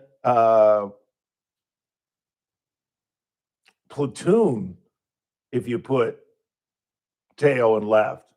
You know what I'm saying?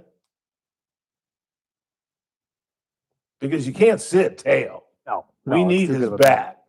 We need his bat. I mean, even he's not having a great season, but he's got at least 19 home runs, right?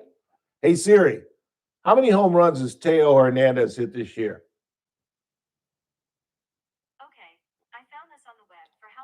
I hate my phone. Why can't you just give me the number? Why can't you just say 19, Ralph? Now go on and do your He's got show. 20. 20? Yeah, see, that ain't bad. So he'll have probably 30 for the year. That's a pretty good season. He's just not hitting. What's his batting average? Batting average, he's at 252. That's not too bad. 284 on base. See, and that's another problem. Those guys that are hitting 190 are hitting like, you don't even want to know what they're hitting with runners in scoring position. Conforto's hitting like 101 or something crazy with runners in scoring position. And that's been one of the recent problems. I was telling you the other night, we left the bases loaded 3 times. 3 times. That can't happen. That just can't happen. And a lot of times we load the bases and we get like 1 run because somebody hits a fly ball. And that's it. That can't happen. That can happen. 842. And Will Smith is on the verge of losing his batting title. Nobody's surprised about that. But what catcher hit the most home runs in baseball history? Now it's Cal, isn't it? Running up on it. I don't think he hasn't passed. You're talking career numbers? Yeah, no, season. Pretty sure Cal passed the number. No, because it's 50 something. He's not in the 50s yet. It's still that Salvador somebody. It's somebody I'd never even heard of. Salvi Perez? Is that what you're talking about? Who was it? Salvi Perez? Yes. Is that what you're talking about? Yes. Yeah, he's the guy from the Royals or whatever. Yeah. I think he had like 52. And I think Big Dumper is like 48, 49, 50. I don't think he's passed him yet, but he's going to. There's no question about that. Salvi's is 48. Who is? Salvador Perez's record is 48. That was 2021. And where's the Big Dumper? Give me a second. He's at like, you're right then. He's probably, I thought he was in the 50s. You're right. Big Dumper's like 48. He's 2 away.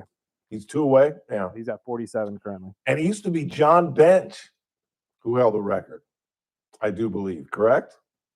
At like 44, 45? It does not say who held it before him. Pretty sure it Although was- most in history is Piazza. No. Top home run hitter of catchers is Piazza with 399. Oh, all time. Oh, yeah, all-time career. Yeah, Sorry. Yeah. And we traded Piazza. Does anybody remember why we traded Piazza? I don't understand that. And then he took the Mets to a World Series, had a bat thrown at him by crazy ass Clemens. Remember that? Clemens was tweaking bad. He was so high on freaking thing. Oh, by the way, I saw and I almost woke up Randy. I forgot to tell him this. I almost woke him up. What's it called? Once Upon a Time in Queens, the 30 for 30 on the New York Mets was on, where I told you it starts with a bio of Darryl Strawberry, and you can see Darryl Strawberry playing against me and my fellow Brentwood Eagles at the very beginning. Swear to God, I've been telling the story for years, and I've seen that documentary many times, and I had never noticed the video of Strawberry rounding the bases is at our home field the year that they beat us. I can't even remember the score now. I think it was the final score was like 16-2, something crazy. But I was watching that again last night, and God, that was a crazy season. Just an absolutely crazy season. The Mets, that's why the Mets never was a dynasty. They were extremely lucky that year. I guess you could say that about the 88 Dodgers too, but they were extremely lucky that year. 842-5376, 842-KERN. Who you got? Anthony's on the line for you. Anthony, you're on the Ralph Bailey Show. Hey, what's up, Ralph? Brother from another mother. What's going on, man? Well, it was becoming a daily thing. You want to be a regular? I want to be a regular. This is you every day. Appreciate it. What's going on? Okay. I don't want to. Well, I'm going to vent, but I want to give you some advice. You want to give me advice? Yes, sir.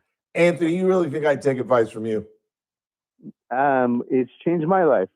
I'd take advice from you on guns, cigars. That's about it. Okay, it's going to start in both. I'd take advice from your brother about women. That no good son of a. That's no.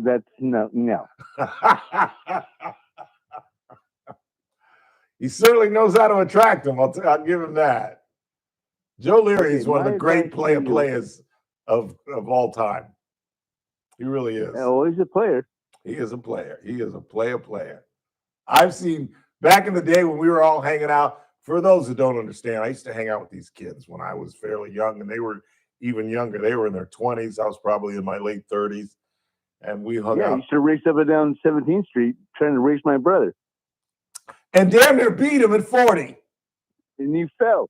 I fell, but I damn near beat him. I was 40 years old, and I thought I'd won, and Joe kept saying, no, I won. And I said, you know what, Joe? Fine. You won by a yard. Let me tell you something. When I was in my 20s, Joe, ain't no 40-year-old fat black man was ever going to compete with me running down. Just the fact that I was even competitive at 40 and 240 pounds shows how fast I was as a kid. Just saying. But anyway. Those are the days we used to have a handle every Saturday morning. Well, you know, it's funny. I was thinking about this last night that you don't have to be telling all our business now. Okay. But he's right. We used to knock off a handle, the three of us. But I was in the cigar shop this weekend. I told you yesterday I had dinner with Mikey V and Arier and Tazi. Mikey V. Huh? I just got off the phone, Mikey V. Yeah, we ended up at the cigar shop. And I was just thinking, that's how I met you. That's how I met Joe. That's how I met Mike. And I regretted that I didn't tell the story that Mike Arier used to own the cigar shop. And whenever I tell that story, I always tell the story about how you were. I met you with Larry Fields. Because Yes. I kept telling Larry that you were the best talk show host I ever wanted to meet. Well. And he brought you in '95. And I was like, oh my gosh, Ralph Bailey. And that's when I was giving you free beer. Well, that's what I was getting at. So it's like it's about 3, maybe 4 years ago. And Mike is kind of reminiscing about owning the cigar shop. And I go, and he's like, I couldn't control it. I should have overseen it more. And I said, you got that right, brother. And he said, why do you say that? He goes, well, I go, Mike, I've never really told you this, but for about the first 7 or 8 months, I never paid for a beer in that place in my life. And he looked at me, I thought he was going to laugh. And he looked at me, dude, I thought he was going to kick my ass. He was like, what? He used to go into the register and goes, how's it doing today? I go, not too good. He goes, grab everything out of the register. Let's go to Eureka's. And we went and had dinner and just sat there and drank and ate. Yeah. All right. Let's stop telling Mike's business. Okay. Anyway. Okay. So advice to you. Yes. I'm This an ought to be alcoholic. rich. The what? I'm an alcoholic. Yeah. And I've been on AA for the last 2 months and 28 days. Nice. Okay. And I would like to invite you to come to one of my meetings with me because so you can stop drinking and all that. I've invited a few of my friends that come to me now, and I think you might enjoy it. In the last 7 weeks, since I've had gout, I have had maybe 6 drinks. Okay. Literally. I had 3 drinks on my birthday. I had a double margarita Saturday night with Mike. And I think there was one other occasions I had a couple cocktails with Romeo Agbalog. That's the only cocktails I have had in the 7 weeks because alcohol plays a part in my gout, I think. So I have not been drinking. And even when I am drinking on the regular, I have 1 margarita with my dinner when I get home. That's all I have.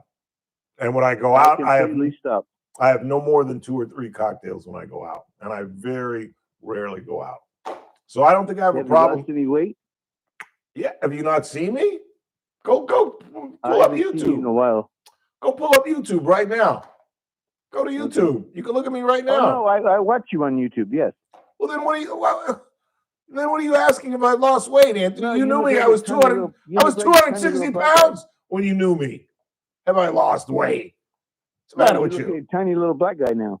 Well, then why did you ask if I'd lost weight? What's the matter? What do you weigh right now? 197. I'm inside of 2 bills. I have 160. Well, that's And I was 210. 210's not bad. You're 5'11". 210's not bad. I think I'm good where I am. I want to lose some of this a little bit. I still got a little belly, but I think when I was at one point I was 175, 180, and I thought I looked ill. I didn't like That's myself. what they're telling me. Right. Yeah, I don't know, but I feel great. But yeah. Well, I appreciate it, Anthony. I really don't think I have a drinking problem. I think at some I point. didn't think I did either, but I started going and I brought some of my buddies with me, and they're going to meetings with me.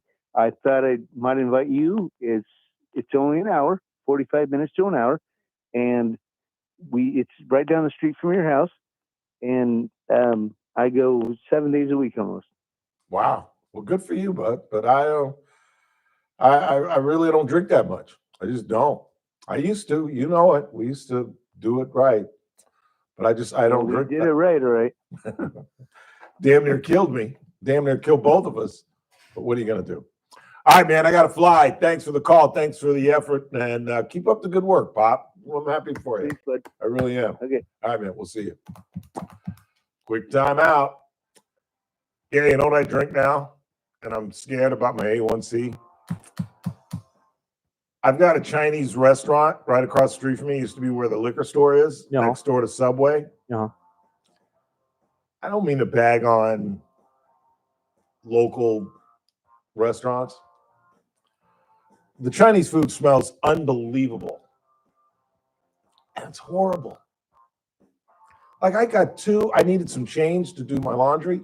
And I went in there and I bought just 2 egg rolls. Even the egg rolls were like greasy but they have this peach tea that I go and I grab 2 almost every other day. That's what I drink with my dinner now. I haven't had a cocktail, well, since Saturday.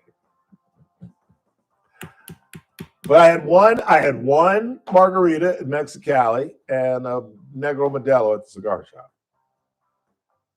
For me, that's astounding. It really is. I don't know. Maybe it would be a good thing to go to a meeting. I would. I don't want to stop drinking completely. I think you can do anything other than drugs in moderation. Can't do meth in moderation. Can't do coke in moderation.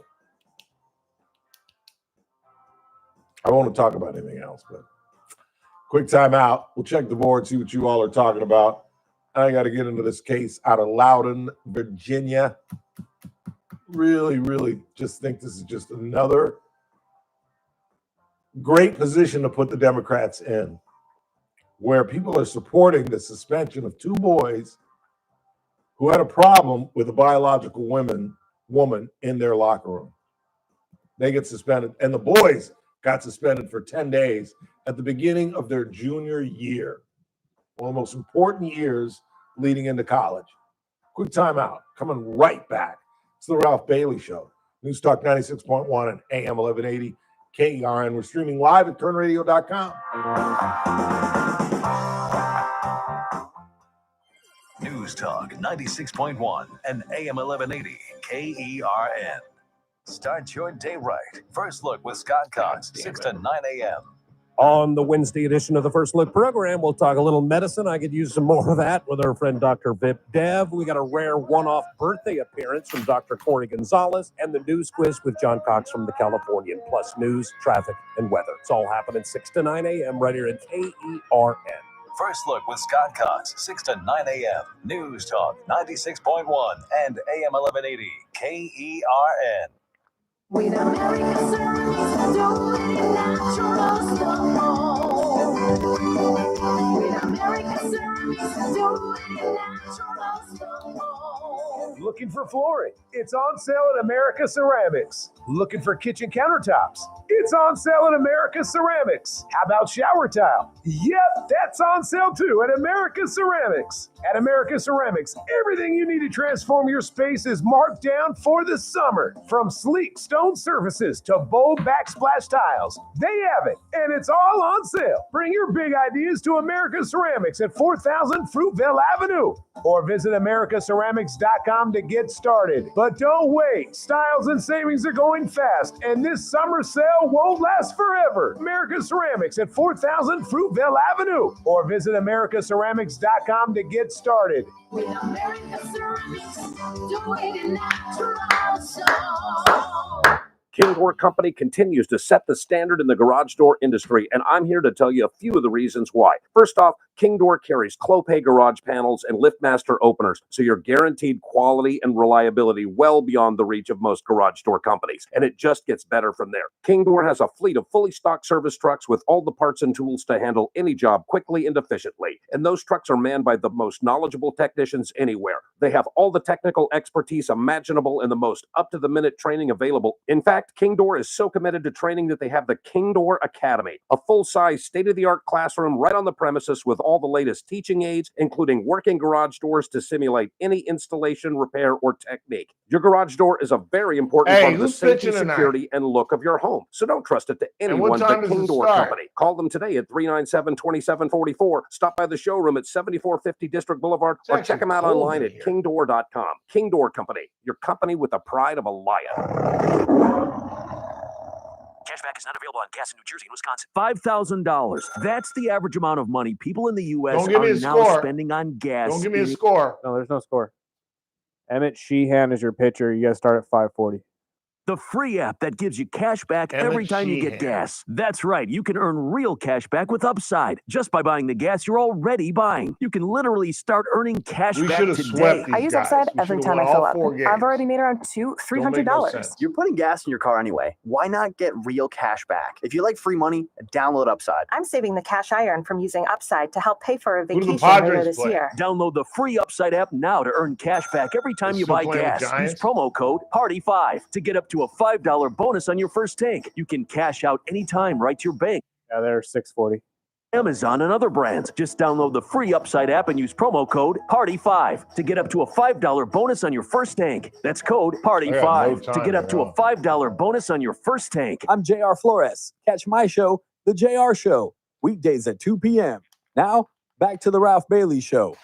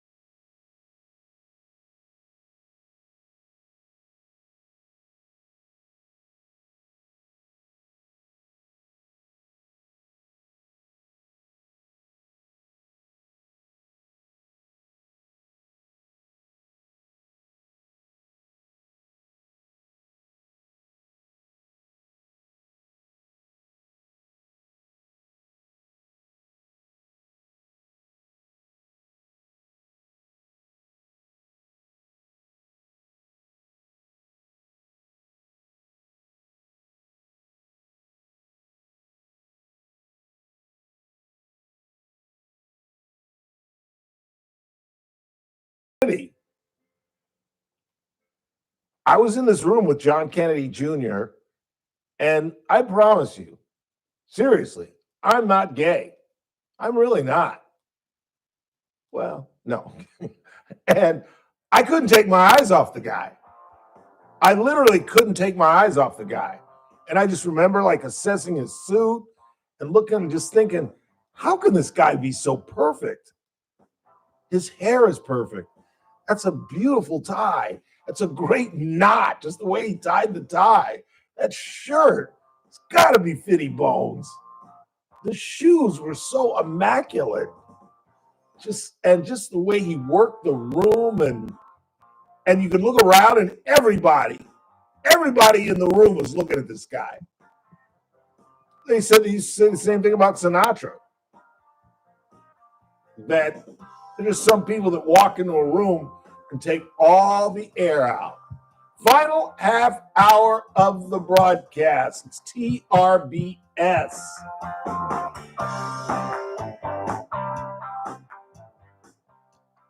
News Talk 96.1 and AM 1180 KERN. With SRN News, I'm Keith Peters in Washington. Homeland Security Secretary Kristi Noem says the entire southern border wall with Mexico is being committed to the administration. She credits President Trump with the idea, noting that black paint makes the wall hotter, making it harder to climb. Noem discussed this during a visit to New Mexico on Tuesday, where she helped paint a section of the wall. Hurricane Aaron churned slowly toward the eastern U.S. on Tuesday, stirring up treacherous waves that have already led to dozens of water rescues and shut down beaches along the coast in the midst of summer's last hurrah. While forecasters remain confident the center of the monster storm will remain far offshore, the Loudon outer story, edges are likely to bring and then I'm gonna damaging repeat tropical the force Skidmore winds, audio. large swells, and life-threatening rip currents. This is SRN News. News Talk 96.1 and AM 1180 KERN. From the KERN Newsroom, your live and local news update on News Talk 96.1 and AM 1180 KERN. I'm Bill Robbins. A man has been arrested after he allegedly barricaded himself inside a hotel room while police officers were recovering a stolen vehicle. Bakersfield police officers were called to the Vagabond Inn on Knudsen Drive. Bakersfield police say that the suspect ran into one of the rooms as they were calling him out. I have a The suspect sand finally trap? surrendered. He was apprehended and arrested. All dogs that were saved from a Cow City got a home have sand been trap. adopted. The nonprofit Saving Gizmo's Friends didn't made know the that. announcement. Cow City Police and Animal Control were called to a home in January. Look at Several that. dogs kept in the garage were suffering from That's a malnutrition, legitimate sand trap, dehydration, dude. and open wounds, but the dogs have recovered and have new homes. But see, I'm blessed. Bill I'm like Robbins my in dad. KERN Newsroom. My dad with had a news every sand half trap, hour or when but it he never breaks. lost News Talk his widow's 96.1 and AM 1180. That's when you got to go KERN. ball. Hey everybody, it's that And you got the again. Ralph horseshoe Bailey going on on, Adaptive and you got Network. nothing it's funny here. or coincidental. You gotta that I'm just talking take it about down. Adaptive Network because And they I would literally look just horrible. left our studios. That's My right. head's too We've big to teamed go up with bald. Adaptive Network because they are the But I best never noticed in that town when it until comes to this IT. thing. And you know, the biggest And I mistake got a big companies old make with friggin- their IT is not having a plan. Like I've talked about, as a radio station, In 10 when our years, IT I could goes be down, Mr. you hear Drucker. nothing. So we can't just wait and say, "Oh well, we'll That's call when our you look IT guy the frickin' very next day." We have to have a plan. Disaster recovery, security policies, and compliance that all often get ignored. And they also talk about antivirus. sucks. Today's I never knew cyber that. threats need layered security, firewalls, endpoint protection, and monitoring. And that's why we've teamed up with Adaptive Network and why you should as well. Call them today at 241-0638. That's 241-0638. Adaptive Network, your IT partner in Bakersfield, making it simple, stable, and secure. Wednesday edition, Clay and Buck will break down the absolute latest on Ukraine, Russia. Should we or should we not expect tripartite talks? Plus, what's going on with violent crime in the country? Heather McDonald, one of the foremost crime experts when it comes to the data and analysis, will join us. All that and more, you won't want to miss it. Wednesday edition, Clay and Buck. Live 9 to noon. News Talk 96.1 and AM 1180 KERN. The Charlie Kirk Show. Weekdays at 6 p.m. on News Talk 96.1 and AM 1180 KERN. Now, back to the Ralph Bailey Show. The biggest thing I ever got is a thing called the crocodile rock. What's the other things you want to put on top?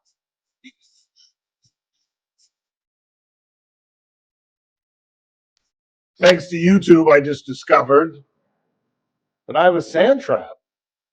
I never knew that.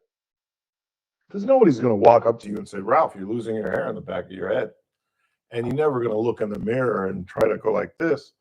But with the camera, I can look down and look in the monitor and notice that I got a little sand trap going. But as I just told Chris, I think I'm like my dad, who had a huge sand trap, but he never lost the widow's peak, never lost his hair in the front. As long as you can maintain the hair in the front, you're okay. But if you get the horseshoe Mr. Drucker from Green Acres, where it's just nothing but on the side, man, you look like you're 100. I don't care how young you look. If you ain't got no hair and you got the thing on the side, that's why all the brothers go zzz, zzz. Because Jordan was bald by the time he was like mid early 30s, like at the peak of his stardom. He was as bald. He would have been, if he had not cut his hair, he would look like Mr. Drucker. He looked like his dad, his late father, who was bald. Barkley, the same thing. That's why they all go, just saying. 842-5376-842-KERN. So again,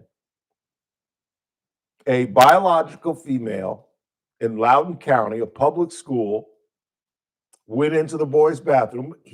She identifies as a male and went in with a phone and started just recording everybody. And you can hear two of the students like, what the hell's going on? Why is she in here? Get her out of here. I don't feel comfortable. And another one going off and blah, blah, blah, blah, blah. Well, the Loudoun School in Virginia, one of the more affluent areas of Virginia, along with Fairfax County, claimed that that was sexual harassment and sexual discrimination and suspended these kids for 10 days. Now, I know there are educators that are hearing my voice right now. I need you to chime in. When you get suspended, because as big a knucklehead as I was, I got detention twice, once for smarting off to my bus driver, and once for, no, I think I only got detention once, actually. No, I think it was twice. I can't remember the other. Oh, I got in a fight with Johnny Walker. I got in a fight with Johnny Walker. But I never got suspended. Can you continue to do your work as you're suspended? You ever get close to being suspended at Garces? No, not really. I mean, I've been in altercations at Garces, but never something that was going to get me suspended. A fight doesn't get you suspended? No. Wow. Or not in my case, because I wasn't the one who initiated said fight. Yeah, I wasn't either, and I still went down. Johnny Walker, that literally was his name. I bet he's an alcoholic. But Johnny Walker punched me in the head as I was walking in the locker room. And I turned around and tackled him. And we went through there was like a partition or like a wall. So the girls couldn't look in or people couldn't look in. And we were just walking, making that turn into the wall. And he punched me in the back of the head because we were playing rugby and I clocked his ass. And I just tackled him. We went through this wall and he got splinters in his back and was hurt. And I got blamed for it. I don't even think Walker got detention. But can you work? Can you keep up? I mean, to lose 10 days of schooling at the beginning of the school year, you're 2 weeks in, you're lost. At least, I don't know. Well, I went to Cal State when it was the quarter system. And with the quarter system, 2 weeks in, you're damn near taking midterms. That's why I always said, if you couldn't succeed at the quarter system, you don't belong in college. Were you under the semester or quarter system? Semesters. Ooh. See, the semester system's tough. At least it wasn't Morehouse, because at Morehouse, the final was cumulative. At CSUB, when I was there and they were doing the quarter system, the final was another test. It meant more, but it was just another exam. You had an exam in the second week. By the fourth week was midterms. Then you had to do a paper. There might have been one more test before the final. So in other words, in one quarter, you'd have 4, maybe 5 exams, including the final, and a writing assignment. And it's like, doesn't everybody do well the first 2 weeks? Am I hallucinating? I swear I thought I was hallucinating. No, I do not believe you're hallucinating. Because I didn't see you panic. So I didn't think I was like, is that coming in my head? What was that from? I am not 100% sure. I know because you didn't even move. So I was like, I don't know what that is. Chris didn't do it. Where is that coming from? Am I on mushrooms? What the hell's going on? Did you guys hear that? Oh, I can't chat with you. Sorry. I can't chat with you. But yeah, everybody does well on the first test. If you can't do well on the first test, again, you don't belong in college. And the midterm wasn't cumulative. You would think the midterm would be everything we learned for the first half of the midterm. No, it's just another exam. I don't mean to say it was easy, but Cal State was kind of easy. I loved it. I really did. I had a wonderful time the 2 years I was on that campus, particularly the year and a half that I was the managing editor of the newspaper. I really felt like, and of course it's my own stupid ego, but I really felt like I ran that place. I really did. The sense that anytime I'd get upset or think something was wrong, I could run into the newsroom and write an editorial and put it right on page. I put it on page 2. Just anything that bugged me. I think I once wrote a column about the number of squirrels on campus that drove me nuts. And I'm like, these aren't normal squirrels. These are squirrels that'll run up your leg and try to go after your nuts. And Judith Pratt was like, no, we're going to edit that out, Ralph. Never forget that. 842-5376, 842-KERN. Let's listen to, this is an interview that Linda McMahon did. She is the head of the Department of Education, about these 2 boys who were suspended in Loudoun County, Virginia. Here is Virginia. What's her first name? What is it? Linda. Linda McMahon. Well, I think certainly we are looking very, very closely at the schools in Northern Virginia. And doesn't it speak to the common sense approach that we've been talking about? So now here are 2 boys. This is kind of a little bit the opposite of what we've been hearing the most about, which is mainly boys and girls locker rooms. But you see the same discomfort from these 2 boys in the locker room with a girl in the locker room with them. And that just shows that kids are uncomfortable. This is just common sense. Boys should not be in girls' sports, and vice versa, and in their private places where they are, because it is uncomfortable. And it is a violation of the law, and we are making sure that schools will abide by the law. And if they don't, then they do run the risk of having federal funding pulled. So we're watching Virginia very closely, and I think we'll determine very soon whether or not we'll take further action. As well they should, as they are in the process of doing right here in California. Look, teenage boys, do you not remember, Chris, what it was like to be a teenage boy?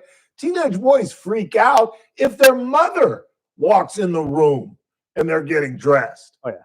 You know what I'm saying? I remember I'd be like, Mom, get out of here.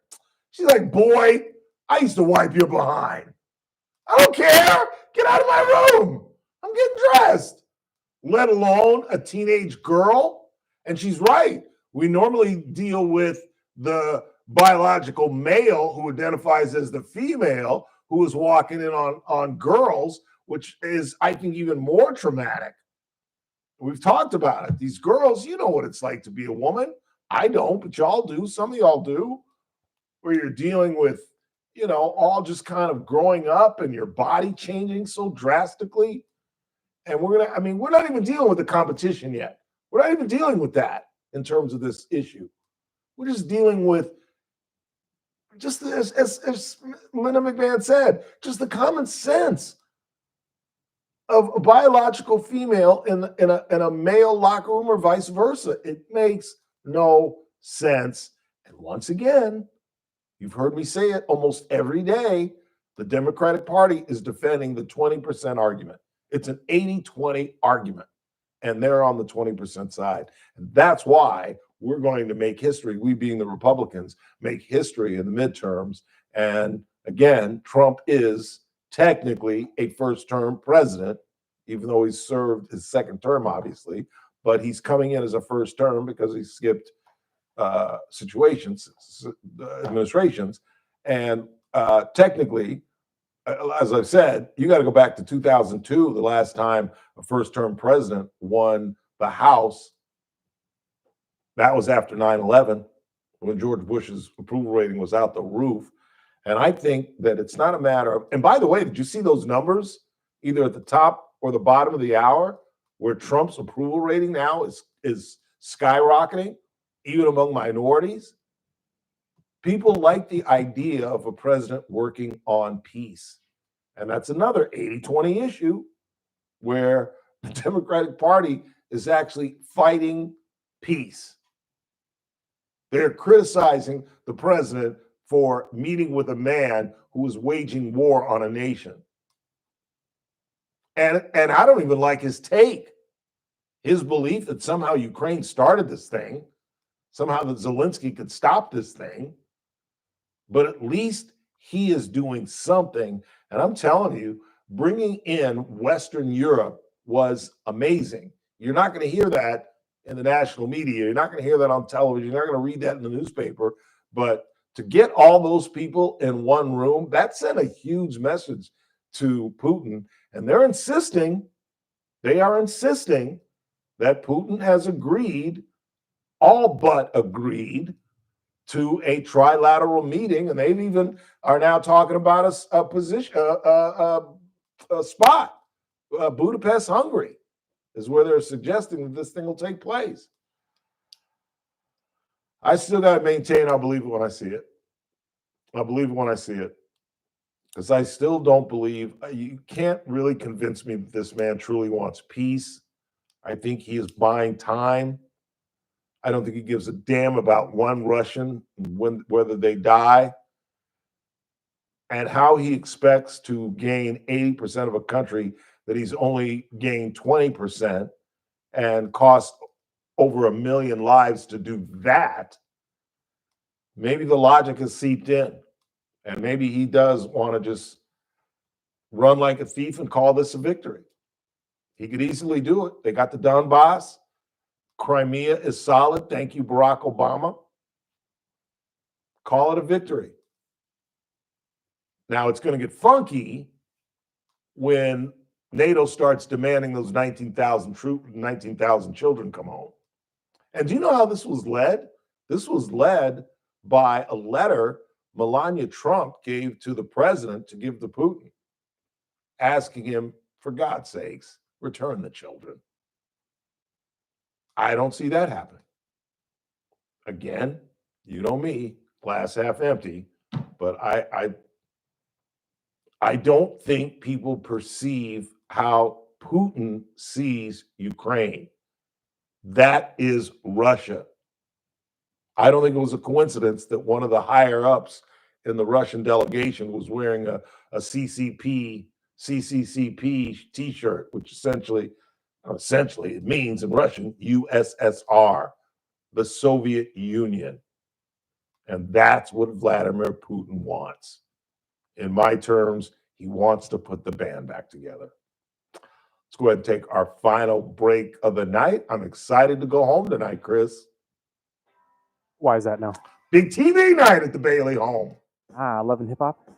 And Love After Lockup is on Fridays. That's right. That's right. That's right. right. It's Hard Knocks. Damn, Skippy.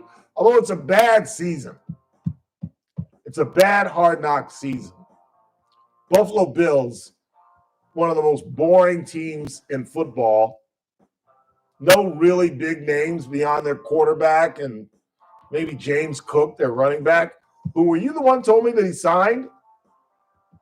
Cook? Are they in positive contract negotiations now? He's back at practice. He's back playing? Yeah.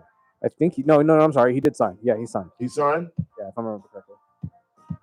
But other than that, can you name a big star? Name me a big Bill star.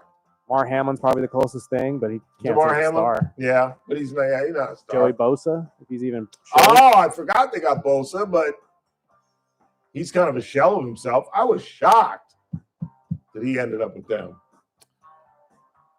Last break of the night. Keep it locked. Charlie Kirk at the top of the hour. Tomorrow's a Wednesday. Ken Keller from Dignity Health will join us.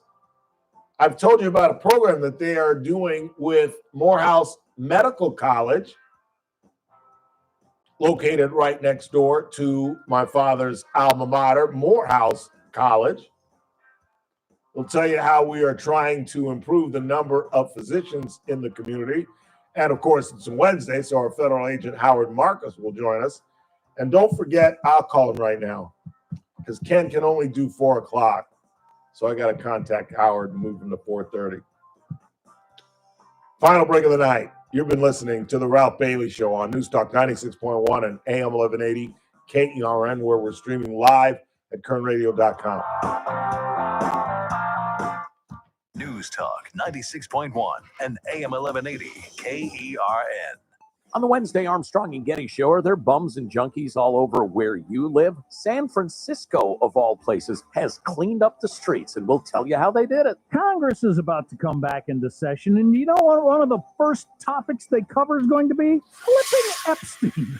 I thought we were done with that, but it's true. All the rest of the news on the next Armstrong and Getty Show. Weekdays noon to 2 on News Talk 96.1 and AM 1180 KERN. Please meet Paul Sheldon's client, Marilyn Bull. Hi, my name is Marilyn Bull. I heard of Paul Sheldon through my husband. So when I retired, I decided I'm going to go to him too. And I'm very pleased. The experience with Paul Sheldon has been great. Every question you asked, he had an answer for. He was patient and explained everything to where you could understand it. So I'm glad I had him to go to because otherwise I would be confused. I would recommend Paul Sheldon to anybody because it is so much easier to go there and have someone actually show you and explain to you what your options are. And when you leave there, if you still didn't quite understand, you can always call and even make an appointment with you and rediscuss the whole thing. I also have recommended it to my sister. Thank you, Paul Sheldon, for all your help, and I wouldn't know what to do without you. When Medicare matters, our team has the answers. Team Paul Sheldon. 398-2298. Cashback is not available on gas in New Jersey and Wisconsin. $5,000. That's the average amount of money people in the U.S. are now spending on gas in a year. $5,000. That's crazy. If you drive, you have to download Upside, the free app that gives you cash back every time you get gas. That's right. You can earn real cash back with Upside just by buying the gas you're already buying. You can literally start earning cash back today. I use Upside every time I fill up, and I've already made around $200-$300. You're putting gas in your car anyway. Why not get real cash back? If you like free money, download Upside. I'm saving the cash I earn from using Upside to help pay for a vacation later this year. Download the free Upside app now to earn cash back every time you buy gas. Use promo code PARTY5 to get up to a $5 bonus on your first tank. You can cash out anytime right to your bank, PayPal, or a gift card for Amazon and other brands. Just download the free Upside app and use promo code PARTY5 to get up to a $5 bonus on your first tank. That's code PARTY5 to get up to a $5 bonus on your first tank. I was always tired, sleepy, and had no energy. I had relentless, debilitating headaches. Valley Fever has many faces and impacts people differently. If you have a lingering cough, fever, or painful breathing for more than 2 weeks, talk to your doctor. I am Quan Louie. I am Bryn Kerrigan. And we are the faces of Valley Fever.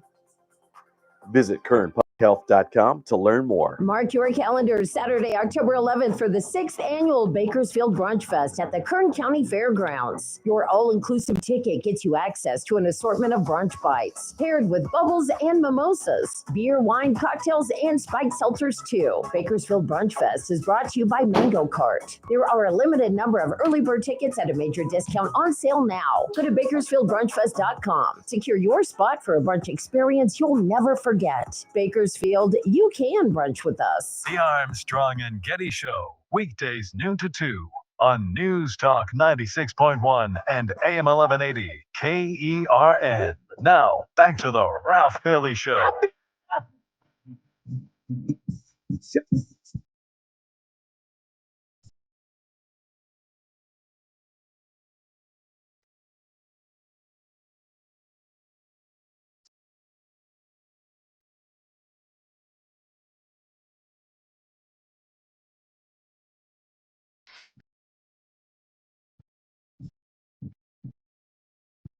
When I hold you in my arms, I know you'll go home. And when I hold you in my arms, I don't do it all, 'cause I feel nice, like sugar and spice. I feel nice. The children's fine. The Trump.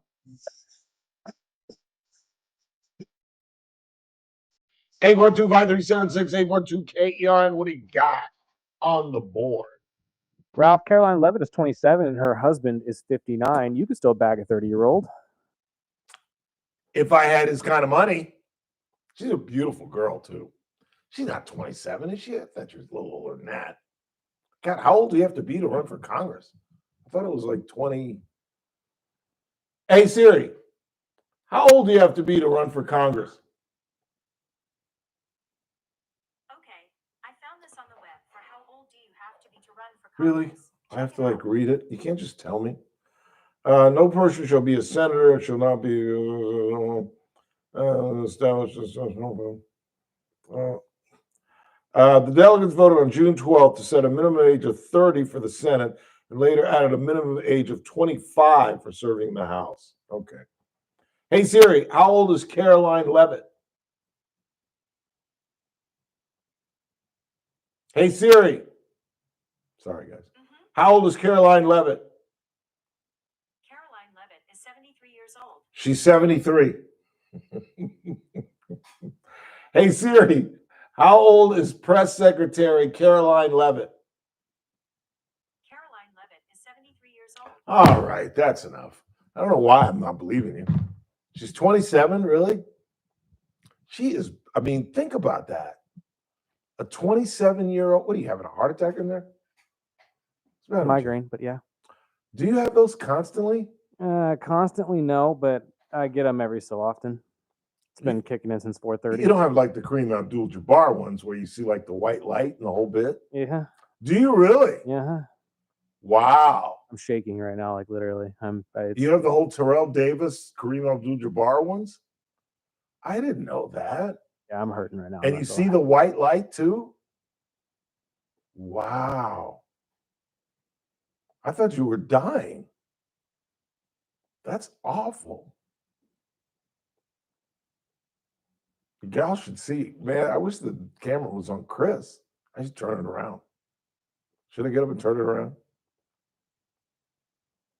Dude, do you want to go home? I'll go. We got 2 minutes left. We're fine. I can get through it. All right. Can you read? I can read a little bit. All right, what do you got? Does Michael Parra have to register as a sex offender? I'm sure. I did not see that in the story. I got that from KGT TV 17. Michael Parra is the 44-year-old teacher who had sex with a 17-year-old student, and he made a plea deal. He got 6 months in jail, 2 years probation, and restitution. I don't know. Maybe he didn't. Can you get probation? Yeah, you can get probation and have to register. So yes, I'm sure he had to. Or at least I pray to God he did. One more and you're off the hook. So what do you do for these migraines? I usually just take Excedrin and hope for the best. And it doesn't do a thing? Oh, it does. I just don't have any on me. Oh, damn. And they're all at my house. And I left my Tylenol at home. Again, it's all good. I'm up the street. I just got to get through this minute and a half and get out of here. Yeah. Ralph, have you seen? I Saw the Light, the Hank Williams story. I think that's the one I saw. Yeah. I saw the light. I saw the light. No more darkness. No more sight. Now I have found you. Praise the Lord. I saw the light. I think that's the one I saw. It's pretty good. I think there should be a major motion picture, though, about his life. Or maybe make it like a 2.5-hour deal and make half about Hank Williams and half about Hank Williams Jr. It's kind of a fascinating cat. Kind of a kid that wasn't living up to his potential. And then like in his late 30s, early 40s, kind of got himself together and became kind of a big star. Was doing the Monday night theme for a while. Want to thank, Wednesday, Tuesday, Teresa Goldner for joining us and all of you subscribing and listening on the radio. In the meantime, for poor Chris Burdick, I'm Ralph Bailey. That's what's really going on. Wrap to you tomorrow.